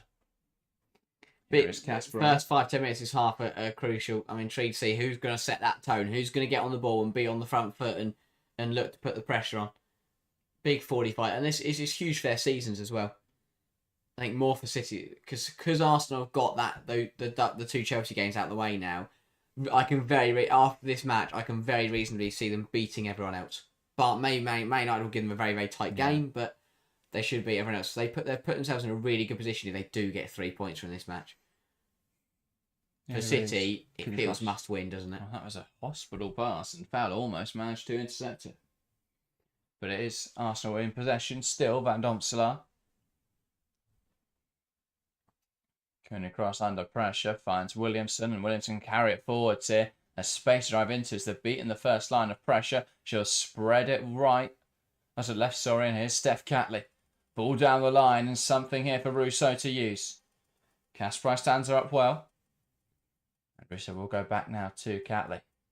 That's still the problem there, is without an out-and-out winger on that side, or an actual winger of any description, they are struggling to take on the fullbacks, which is where they can be so effective. And to be fair, they don't have Russo in the box, so they usually try and pick out with the cross. So yeah, such an odd decision still. Because there are, I know, Lovely falls out. from Mead, finds Fox. Fox here delivers. It's knocked out with by Knack. Falls to Caldente, who gives it to Marnham, who finds Blackstenius, who's offside, and it's claimed well by Keating anyway. Yeah, obvious that, but really, Knack gets away with one there. Marnham, it's not a bad effort. It's a big block in there. I thought it just went straight to her, no? I did it. I think she just scuffed the shot up a bit. Yeah. Marnham. Fair enough.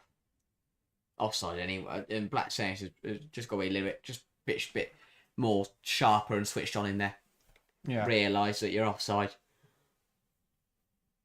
I think Marnham's got a shot. She just seems to Oh yeah, scuff she the shot of it. should have hit it and scores. Yeah, good start from Arsenal. That's what they will be. Marnham tries to play for Gino in behind here. Well defended that way, Go Cap. out to play. And it's also gone out of play for Arsenal throw, according to the line. The assistant on that far side, I think. I'm not sure why. I don't know what's going on. That was given City's way. Okay, That's right. City's way. Well corrected. Roared. And they're just putting themselves under pressure there unnecessarily. Another mistake from Alexandri. But she was put under a lot of pressure. And now Arsenal coming forwards. Blackstenius still going. Had to release And it then lose sooner. it. Yeah, she's just does. I don't know what she's trying to do there. Yeah, had to release that sooner. They had two options on the right hand side and decided to run to the left. That's a bizarre decision for me. You run with your teammates, run with your players, leave yourself options to play with. Basically, just end up isolating herself and running down a rabbit hole. Here is Keating.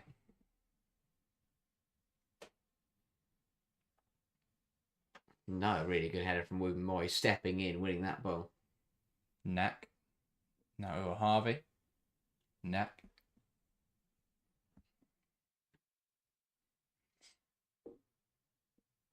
And now City in possession. Lay Alexandri.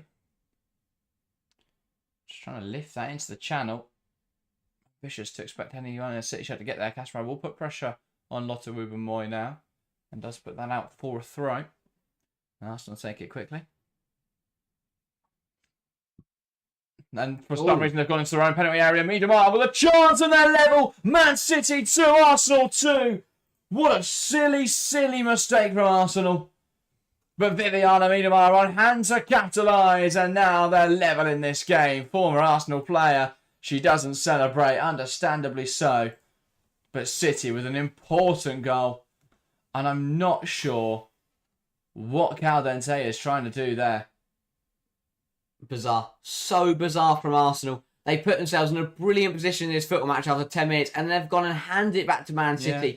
It's a complete mess with the throw-in in their own corner. Someone's just got to deal with it. And Miedemar, she's going to pounce on a brilliant run of form. She scored against Arsenal at the Emirates. She scored against them at the Joey. It's another goal in what was a brilliant run. Superb effort. But Arsenal, it was City who made the mistakes in the first half and then conceded. Arsenal's turn in the second half to make a huge error. And City will pounce on it. And we're getting a lovely exhibition here on why no one can lay a glove on Chelsea right now. But now is the chance for Arsenal. City opened up and they're back in front. Frida Marnham scores. City 2, Arsenal 3. So quick to reply after Miedemar's leveller. Frida Marnham strikes and it's City 2, Arsenal 3. This game is just end-to-end stuff. And this is exactly what we want to see. Marnham responds. And there is... there was a bit of controversy in that one. Marnham looked like she may have gone offside, but I think she timed it well. What is going on? We're going to have a look. She's on? She nailed it. Nailed the run. She's in a great position. She finished it well, and the away end erupted. Really good from Caldente. She set up the Miedemar goal at the City end, and now she's set up the Marnham one in the Arsenal end. What a creator. Yeah, just creating goals at both ends of the pitch, but really good from Caldente. What a response. And Frida Marnham, with the pressure of Uwahabi on her back, fires it past Keating. What a game this is. 3-2. It was 2-1 at half time. What a match. This is delivering box office football. Yeah. And again, Gareth Taylor and Manchester City, what can you do? You go 2-0 down inside 10 minutes. You pull it back early on in the second half, and within 30 seconds of pulling it back, they immediately throw it away again. And I'd love to know what the conversation is between Blackstenius and Miedemar on the halfway line while we're waiting for Beth Mead to receive some treatment. She looks furious, Viviana Miedemar. She just brought City back into this game just for the defence to be opened up so easily. Odd's fuming as well. This is trash, defence is garbage. Are his comments. Madhu Chris says 3-2 now, rises as we love a goal fest. Indeed we do. What is happening? What a football match. I'm so glad I'm a neutral and don't support either of these teams, because if I was supporting one of those teams, it would just be up, down, up, down. What a roller coaster. Yeah. And, City, Gareth Taylor only just sat back down from celebrating their goal. Finally back on the way. Bench, eh? Yeah. Incredible stuff. Harvey.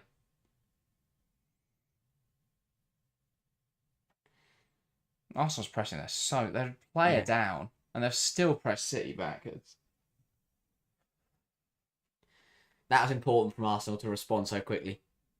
Yeah, lovely turn from Rords to play out of pressure. Finds Firmino, who does really well to take on Catley. Directly pulled down in the box. Is it a penalty? Not yet. It is. She had to make a decision there, Cheryl Foster. But I thought she was spot on, to be fair. And it's a penalty for Manchester City. And another week, another penalty that Arsenal players are not happy about. Arsenal will have a look. It looked immediately. I called it as such. They'll argue it's out the box. The contact starts outside the area. Oh, so that's not that's outside. That's outside. That's the wrong decision. That should have been a free kick. It's really smart from Firmino because she runs across her. Yeah, she runs across her and falls over in the penalty area. But it does look like the contact continues into the box in a sense, but no. That's a tough one, and she took her time. Cheryl Foster took her time to make that decision. Yeah, I think she waited really to see the Lino's sort of reaction. And the furious. Another controversial penalty against Arsenal. And again, another week where we call for VAR. I know it's difficult to implement, but it's got to be a consideration. Fowler steps up and coolly dispatches the penalty. Manchester City 3, Arsenal 3. What a game this has been as the WSL weekend opens up. Catley gives away the penalty. She's still furious about that one. Yeah, that is a frustrating one to take for Arsenal. Fowler, another goal in what has been an incredible run of form for the Man City forward. It's a good penalty. Sends Van Donstar the wrong way. Man City punish. An immediate response to Arsenal's immediate response. It's unfortunate. It's a really hard one to judge for the officials. It is tight, but realistically probably should have been a free kick. Brilliant turn from Cooney Cross, and here come Arsenal once again. God, this game just keeps going, and there's an offside call in there, which Mead isn't happy about. And the problem is now that frustration's boiling over for Arsenal fans. Foster the focus, the attention, giving a penalty deemed soft. Well, not even soft. It wasn't a penalty, was it? No. And then, well, now it'll feel that every decision that goes against him is a grievance. Yeah. And it's harsh to see because, I think, even though I think the Heaslip one was correct and the Foster one wasn't, they're the top two referees in the league, which is. I think it's such a difficult call though to make in real time, and again, this is why we talk about VAR, because the Firmino goes down the box there, and it's really difficult to decide. There's a chance for Arsenal. Got to be a goal. It's going wide. Mead calls for a penalty. Not going to be given. Oh, Stina Blackstenius. How have you not scored? That's got to be a goal. I'm not sure it's been given a corner either. What is happening? What is going on in this match? Right, first was it a penalty? No. Well, It didn't look like contact. No, if there's contact, that's a stone wall penalty. Oh no, it's not. No, that's not. I don't think it came No. off him. I think she just messes up the shot. That's not a save. So it should be a goal kick. Arsenal want a penalty. City want a goal kick, and Foster took on corner. Just give. Best to both, but no one wins. Ball in. Chance for Arsenal, dealt with by City. Firmino heads it clear, and then Fowler hooks it away. This is such an end-to-end and confusing game, and now it's getting even more difficult to officiate. Therefore, says, when is Fowler's contract up? Not sure. Contract information in the WSL is so poor. There's just such a lack of transparency. Other than like the top level, even Chelsea, there's some players that you just don't know. But you go, I can have a look, see if I can find anything out. Crazy stuff. We've still got over half an hour of this match. You said 3-3. I really hope it doesn't finish 3-3 because we've still got half an hour to go. But what a start. She signed a 4-year contract in June 2022, so it'll be June 2026. Rousseau, that's scuffed. That is scuffed. But Arsenal coming forward and they're looking to reply to Man City's reply of Arsenal's reply. A lot of replying going on. There is. It's a fantastic email thread. Yes. But Stina Black-Stenius, it's not a penalty. No, there's no contact there. No, I don't get... We can slow it down. We can show 500 freeze frames. We can, there's just no... It's not a penalty. No, Knack doesn't kick. There's no contact there. I don't know how much more we need to slow the game down before we see... Oh, there isn't actually any contact there. But yeah. Disney H says, is Kelly playing? No, Kelly is unavailable for selection today as she is loan tied. Same with Laura Weinreiter, but they will both be available for selection next weekend. They neither will be able to play, if of course, in the cup game in the week. No. Between these two sides. Where Arsenal fans have to wait a long time to see Kelly. Yeah. And then I think it's FA Cup where she is cup tied. So I think the next game that she can play in is the weekend after that. It's incredible. But it does mean she gets a couple of weeks to settle into the squad for training and stuff without that the being... scheduling this season has been any minutes. Interesting. Yeah. It's the cut. That's the thing that it's, to be fair, it's the cut draws that have just kind of thrown a spanner in the works. Well, it's just the fact that we've seen City United and then City Arsenal. Because it could have been completely different because they may not have drawn each other in the Subway Cup. Sorry, that's just decided to make the draw really weird. Emma says, I think the way you have to look at it is if that was against Chelsea, how would you feel? If the offence happens outside the box, even just partly for me, regardless of where you go down, it's not a penalty. No, it's not. No, we're not saying it is, Emma. That's not a penalty at all.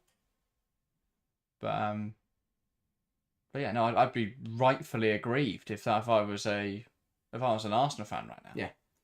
If the contact carried on, then it'd be the right decision, but it didn't. Yeah. The contact was outside. Firmino fell inside. It's not a penalty. All I'm doing is rationalising the fact that I think it's very difficult for the ref to make the call in that moment because it's a really tight one. The contact, like if you watch it live, there's a good chance I think that contact continues into the box because of how it looks. It's very difficult to call it either way. I would have probably said penalty if you show me that once from the angle that and if you think obviously in real time and and you've got to make a decision. It's really difficult.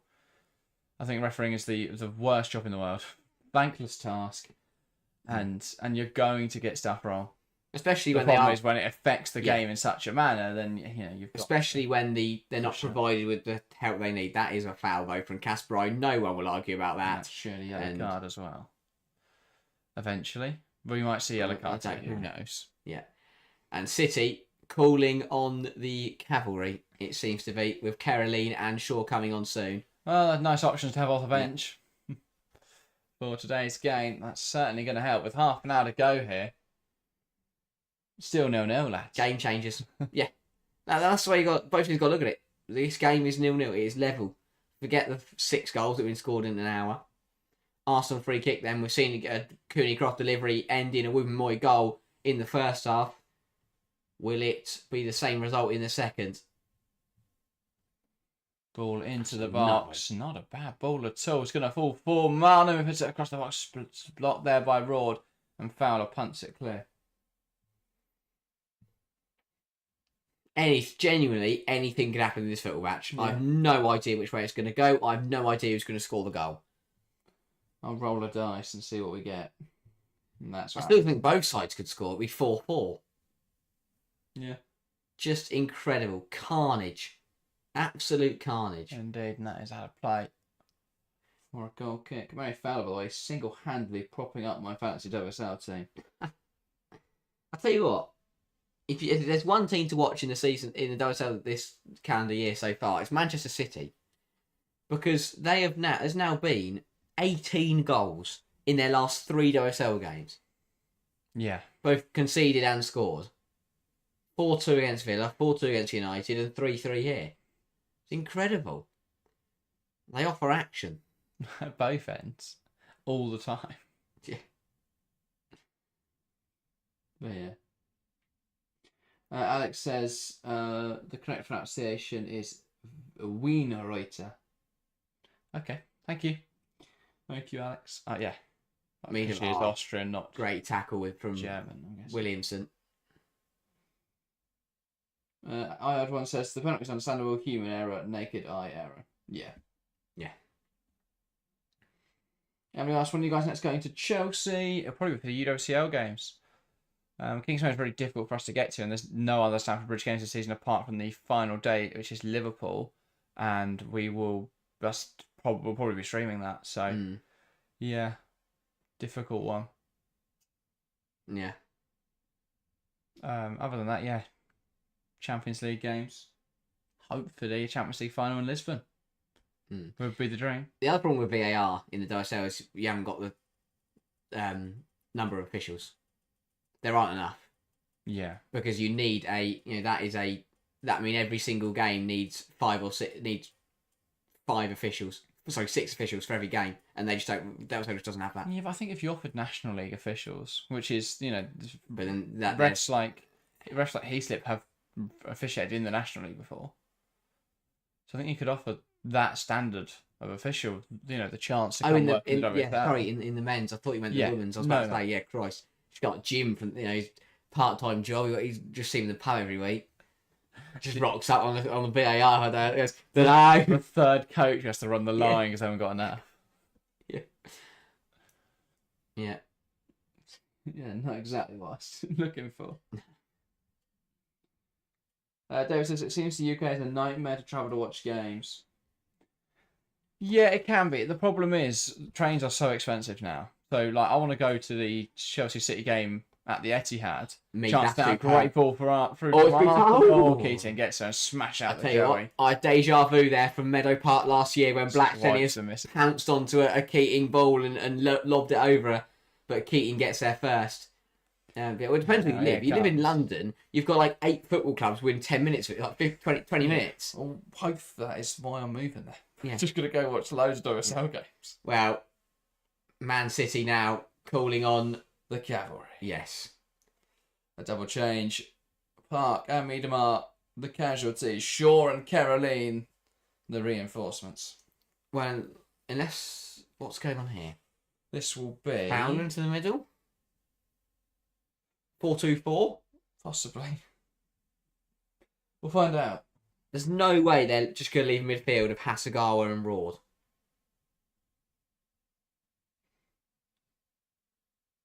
Fowler's playing as one of the 2 midfielders. Okay. Fair enough. That makes sense. Ryan says trains are so expensive and so unreliable on a Sunday, so a 2-hour journey could take 4 or 6. Yeah. Especially Kings Meadow, love to go there, but if it would have to fit so perfectly with the train. Oh, Van Domselaar, oh my days. Got there. Sure, almost got there. No one wants to sit on a replacement bus. Mead. Well, that's the problem. If from where we are, it's a 2-hour train journey just to get into London, and then we'd have to tube across London, which is another few hours. So we'd need time for that to happen to get to the game. So an early enough train, so sort of a 2-3 o'clock kickoff would work. Then obviously, if we do go to that, it means we can't stream, at all that weekend. So yeah, it's just difficult. Will Shaw and Caroline make a difference here for City?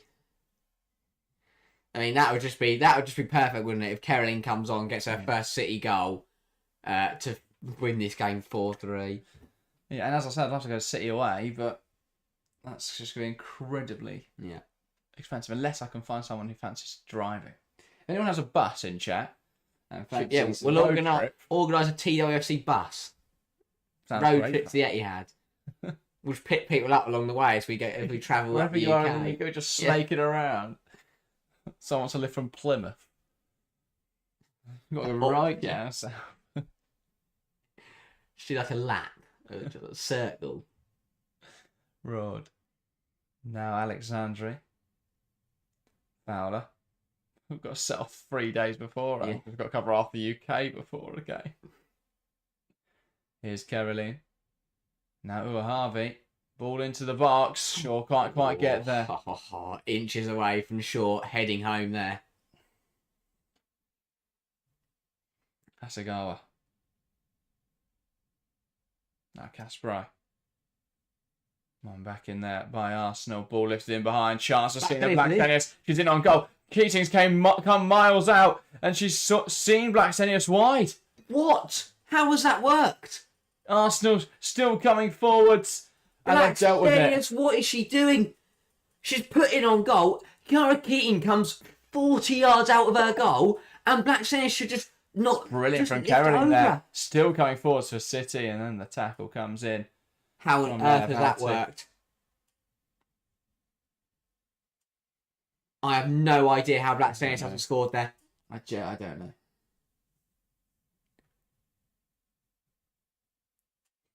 Arsenal in possession. Here is Catley. Into Russo.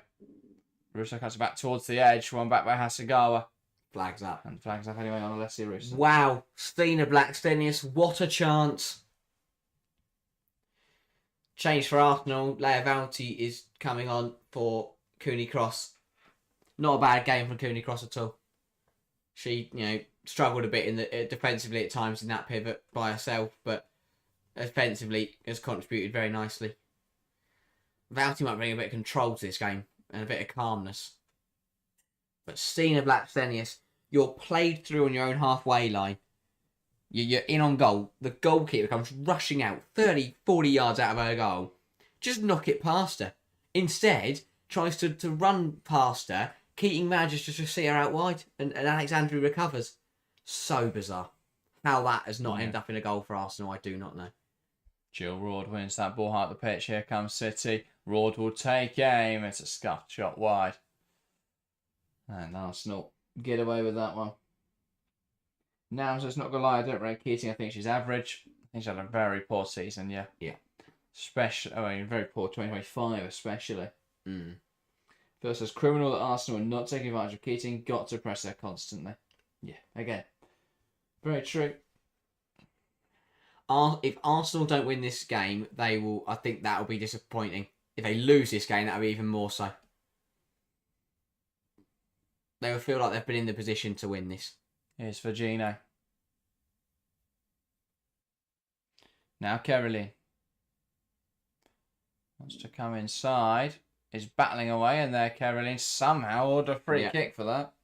Mead, I think, just pulls her back. I'll be intrigued to have another look, but it's good fight. Really good fight in there. An awful lot of contact. It's that there. Yeah. The way she actually goes down is completely unrelated. That's a bit of a foul. Sure, she gets faster. Oh, it's a 30. Yeah. Then sits down after. Yes, that's probably it's the way she just like falls over afterwards. It's like, I've just been pulled back. I better fall over. Yeah. It's like she just thought about it too much. Just thought I'd just fall over naturally. No, just stumble down in stages. Chance for City then from this free kick. Our players over it. I'm surprised if Fowler's taken with that run. They win this football game. My oh my. Oh, they're trying a routine here. Short into Fowler, Fowler into the box. And they're crossing into Van Domson's hand. She throws it but claims it. Well protected there by a defence. That's smart defending that. Yeah. Protect the goalkeeper, give her that chance if she does need it to drop it and pick it up again. Williamson. Van Domselaar. Ball into Valti. Who am I? Great ball. Russo's done enough there. Russo's done enough. That's really good. Black Stenius is in again. Knack deals though. Doing it directly up in the air. Now she's trying to bring it down. Heads it away. Falls now for Russo. Nice turn. Oh, Russo. Keep it in play. Really poor from Black's Saints. And Black's knack is just see how many keep the up she can do. Just lever it in the air. Bend it like a sail. Yeah. Yeah. Just bands on her nose. Black's Saints should be all over the back of her. And then when It's actually just watched. Yeah. And then when the ball, and then Russo taking 4 touches and just running off the pitch when you're going backwards anyway, just not good enough. Looking at the impact this result would have on the WSL table, though, as it stands, Manchester City would find themselves still 8 points off Chelsea. Back to pounce. Chelsea game in hand. Here is Mariana Caldente.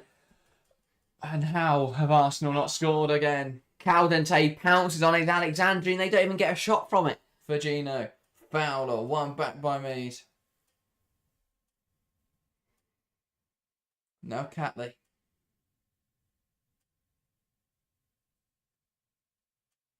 This is so tight. Williamson. Here's Fox. Puts in the box, and that's cleared away by Kasparai. Caroline then smashes it up the pitch, and that's something for sure to give chase to. And she will beat Ruben Moy. Williamson recovers wonderfully, though, and goes back to Van Donsela. Brilliant from Leah Williamson. Yeah, really heads up defending that. Saw Ruben Moy going for the challenge, thought, I'm just going to, I'll run round here and cover her. Really smart defending, but Arsenal, they are 7 minutes left. I don't know how they haven't scored another goal in this game. They're coming forward once again. Caldente, really nicely out to Russo. But again, she's having to cut. She's on that left hand side, having to cut in on her right. She doesn't want to do that. Through the middle. Yeah. Marnham, lovely flick into Black Sanias, takes aim, and it's a wild one over. Flag? I think so. Yeah. Doesn't really matter. No. Arsenal. Yeah, she was offside again, though. They led 2-0. They then led 3-2. They've had chance after chance in the second half. I think their chance has been better than City's, and they've had more. Yeah. If I had to, take a guess in terms of what I've watched. But how have they not scored? I agree. It's just one of those days. Really good play between Caldente and Mead. Caldente releases Fox. Come forward again are Arsenal. Really good recovering from Caroline, actually, getting back in and defending. Fox. Oh, what an interception. That's huge. Mead tries to go around to Uahabi. Ball in. Claimed for by Keating. Really good defending of that from Uahabi as well. Doesn't commit a foul. Look like it may well be a pen. Yeah. Which did well. Still 15 minutes. A lot can happen in 15 minutes of football. What a game to open up this weekend of action. Alexandri Fagino flicks on. That'll roll through to Ruben Moy. Into Caldente. Now Ruben Moy. Back to Caldente. Valti. Ruben Moy again. Now a ball down the line, and that's chested well by Catley. Catley's got options in the centre. That's one back in there by Alexandri. And then smashed away by Kiara Keating.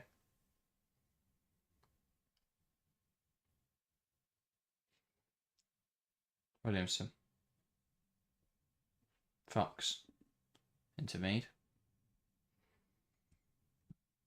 Fox. Williamson.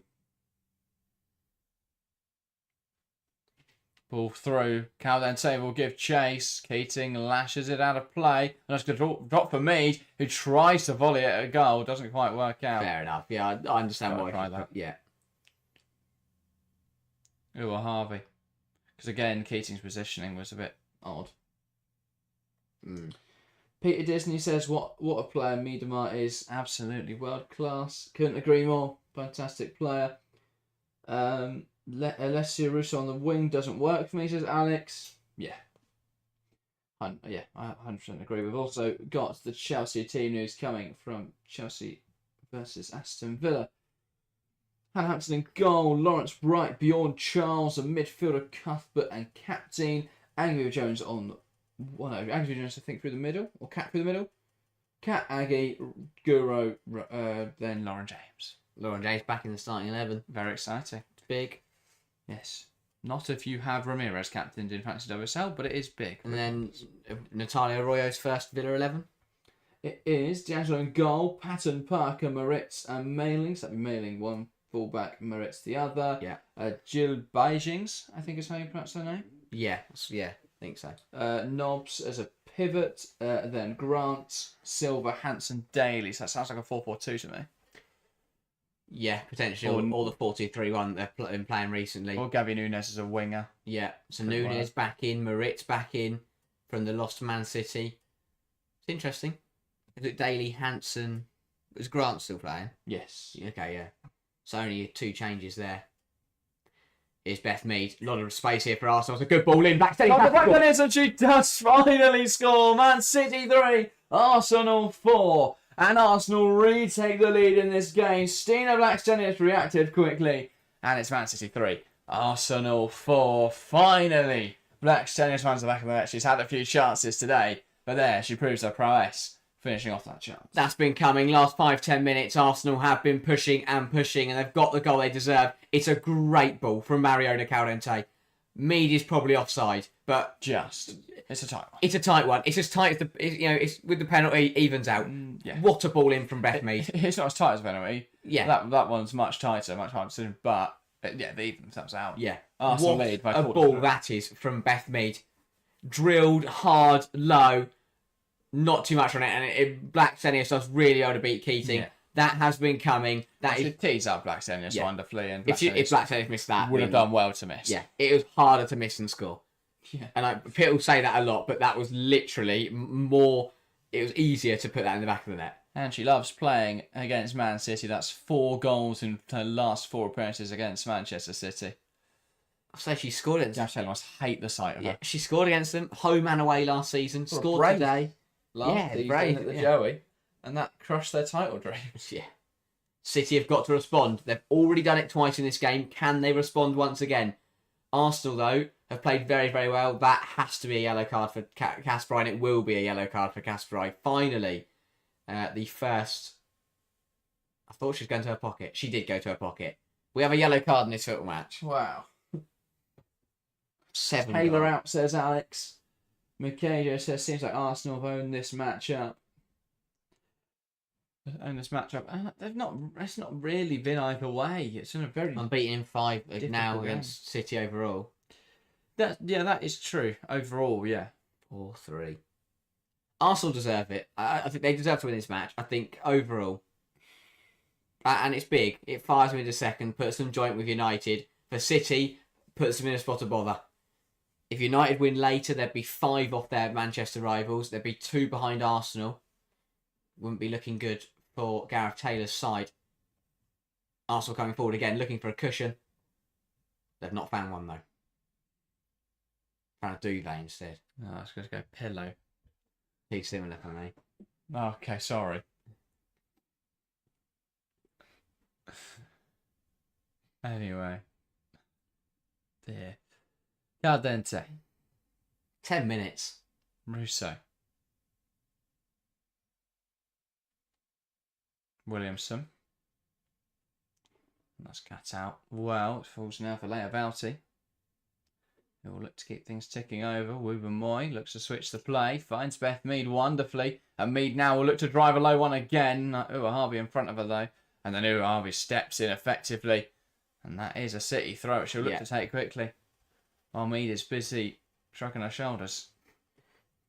Beth Mead nearly blocked it anyway. Do you reckon if she does a one more sassy shoulder shrug, they'll let her have a frag? There's 4 in there. Got more animated as she went. Based on how the rest of this game has played out, I'm expecting a Shaw goal and a Caroline goal and City win 5-4. Despite having not led once in this match. I'm predicting a Knack overhead kick and a Catley goal. God. Here's Fox.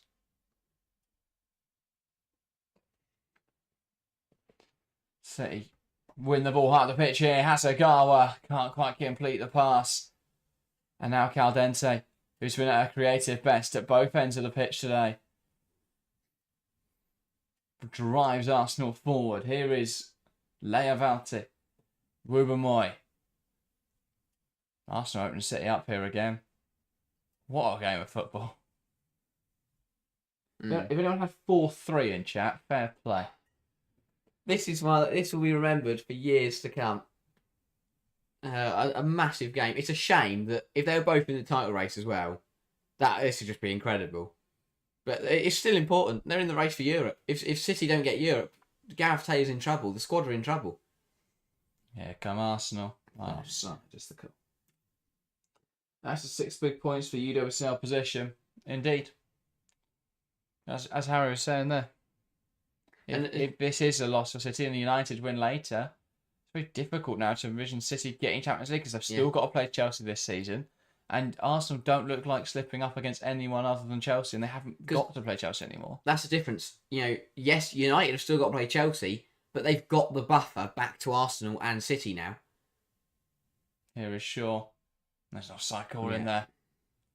But whereas City haven't got that, they're behind them anyway. If they lose to Chelsea, they'll fall even further behind. Yeah. Unless they find something in the last 8 or so minutes. And someone made this point earlier in the stream chat. I can't remember who. Apologies if this was you. Feel free to take credit. But was talking about how Caroline has joined with the promise of because she was promised Champions League football.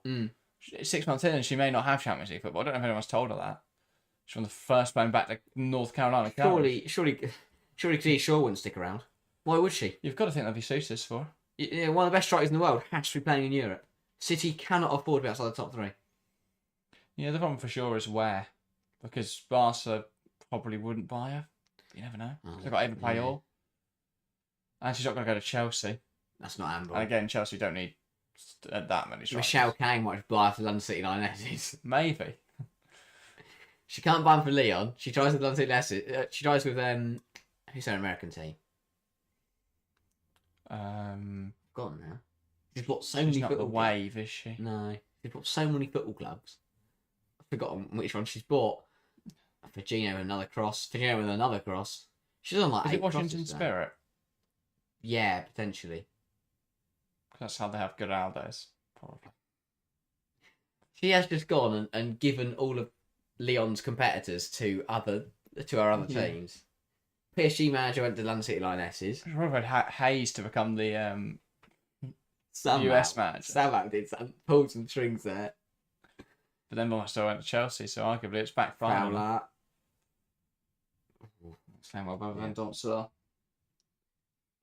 The Hillstra brothers say City have been falling away since the Chelsea game. Don't see them making the Champions League next season. It'll be Arsenal United joining Chelsea in the UWCL next season. Nowhere near handball. I didn't say it. I don't know why they didn't watch a replay. The ball arms down by Williamson's side. Spot on them. Yeah. Phil says happy to see Valtion so much more control with her in the middle. Don't know why they didn't start that way. I really don't. I can't understand the decision to shoot. Is she only just back from injury? No, Valtion's been fit for a while, I think. Is she? I know she's not, 100% the level, but I guess at Little and Cooney Cross were playing well. Well, they're relatively. yeah. But I think they could have. Yeah. They could have started her today, obviously without Little. With Little out with injury, surely bringing Valti in rather than shoehorning Russo out wide would have been the smart decision. I think Russo's not really been able to have an impact on this game. She's played well. I think she's played well, saying she's been on the left and right wing. Yeah, but that's because she shouldn't be there. But I think she's not had a good game because she's not been involved. But a lot of that is down to position, and that's fine. But that's that is a problem when their most informed player, probably the best player this season, hasn't been able to have an impact today. Because of how they play. Lost count who scored. No, she hasn't. No, Caroline Tay. Who got the third for Arsenal? Marnham went for on goal straight after the City goal. Surprising that one sort of got lost in all the others. Yeah. Alex G says, are the Lionesses getting promotion? I think they may, I think honestly Lionesses may. I mean, obviously, sorry, confused me so much. I was thinking of England. Yes, we're going to be promoted to big nation. Something. Who knows? The problem is it's tight because you only get one spot between them. Birmingham are also throwing a lot of money at it, and I think that'll be tight between them. I think this season we're starting to see a real call for the amount of teams coming up to be extended. At the moment, Durham top the league but that is only momentarily because they've played more games. Then there is Birmingham City, who have got a game in hand. If they win today, they'll go back top by a point. You've got Bristol City, who could go level as well. So we may see the return of Bristol City. And then London City Lionesses are only 3 points off Durham, who are top. They've got 2 games in hand. If they win those, they are top of the league. It's one of those where I think over the years we've got closer and closer to the relegated sides competing. Palace have been the closest we've had. Yeah, they're a little bit off, but they've been the closest we've had. But as you say, I look at she's offside again. Black saying it's offside count. They must be incredible. But I think London City Lionesses would come up and invest and compete. So would Birmingham. Yeah. Durham have already got to the Conti Cup quarterfinals. They've already shown they can compete. They only lost 3-0 to Brighton. So I definitely think there's a handful of teams in there that could come up and put on a bit of a fight. Here comes Rosa Kapaji. For KBNK and chat, I can never find the games anywhere. For example, this game now is on Sky Sports Football. So if you've got Sky, head to 402, 403. 3. There you go. Black Saints are coming off, so Russo will return to the middle and Kapaji will go out wide, you presume. Black Saints has scored. She scored in the FA Cup, scored today. Probably could have scored. She could have scored 4 herself today. Yeah. And Arsenal won 8-3. No, that'd be unreasonable. No, 7-3, but that wouldn't have happened. And KBNK, if you're looking for someone to watch the Chelsea Aston Villa game later, you're welcome to join us. But it's also on the BBC. On the BBC. The Hills Charles brothers say, at this stage of development in the women's game, whose poster would you put up on the wall next to Cruyff? Sorry about the spelling. We do want to get this backdrop done. The problem is, well, and we may do, but the problem is I'm going to uni soon. So the amount of use the studio's going to get, well, I mean, Harry still be doing the live streams here. My face, really. What, you're just going to be... Oh, sorry, the live streams. Really up close. Yeah, me. When I'm gone, the editing's going to shit. Harry's really close to the camera. Scoreboard's just sat my chin. But I think we may redo it, because obviously we've still got the old logo for the football chat rather than the women's one, and then we could get some people over there. Personally, one has to be one of them would have to be the Lionesses. Yeah, I'd probably go Lionesses and Hayes. Because the reason Cruyff was on there is because Cruyff was one of my favourite players, man, just like one of my biggest inspirations in terms of what he's done for men's football. So it'd be someone like that. And I know a lot of people don't like Emma Hayes, so it's a polarising decision, but I absolutely adore Emma Hayes. So no one can argue against what she's done for women's football. Yeah. That's what it is. And I think as much as you could probably put like Jill Ennis on there, it's not as relevant to our channel or our content. So it'd probably be we should do it. We'll probably do it. I'd say we'll probably end up doing it either just before the Euros or before the start of next season. Will probably be the time we do it. And then we could get the Lionesses 2022 win. We could do a little special setup just for the Euros. Yeah. Where the whole backdrop is painted an England flag. Yeah, just white wall with just red. And we don't let Harry out for summer, so he doesn't tell at all, so he just blends in. Here is Mary Fowler. Coming forward for City now. Looks to spread the play. Caroline on this left-hand side isn't going to be able to keep that in. Yeah, the game's just phasing out here. City aren't causing Arsenal any issues, and Arsenal are happy to. They're not going to bother trying to throw anything away. There's 5 minutes left, though. Yeah. Marta's a great shot, by the way. Yeah. Those Trow brothers. Maybe a bit of Marta then. Because there's no one who doesn't like Marta, is there? No. I don't think there's a single person in the world. So that's a lovely universal one. I'll pick McCabe, just to be the most polarising. Yeah, but Hayes and McCabe on there. Probably overall, it's probably the two most either loved or hated. Skinner. Hooked out of play. That's an Arsenal throw. I feel like Gareth, because Gareth Taylor's so kind of balanced and well mannered and just calm. He's not, because with Skinner, Ida and Hayes, they're either loved or hated. Whereas no one really has an opinion on Gareth Taylor, but that feels like because he's not very opinionated. Fans are a bit. Well, again, yeah. I think I struggle to connect with a manager who is so. I was gonna say flaccid. That's not really the right word, but it works. There's just nothing there. What do you connect with?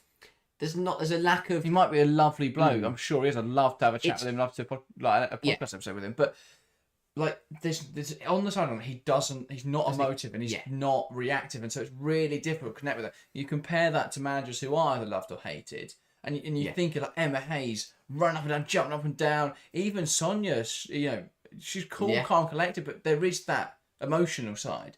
And when you hear her talk, there is inspiration. And not I hate using this word, but she's got aura. Yes, Von Vastor has aura, Taylor has nothing. The thing is, she's got WS. Oh god, talking like some 10-year-old.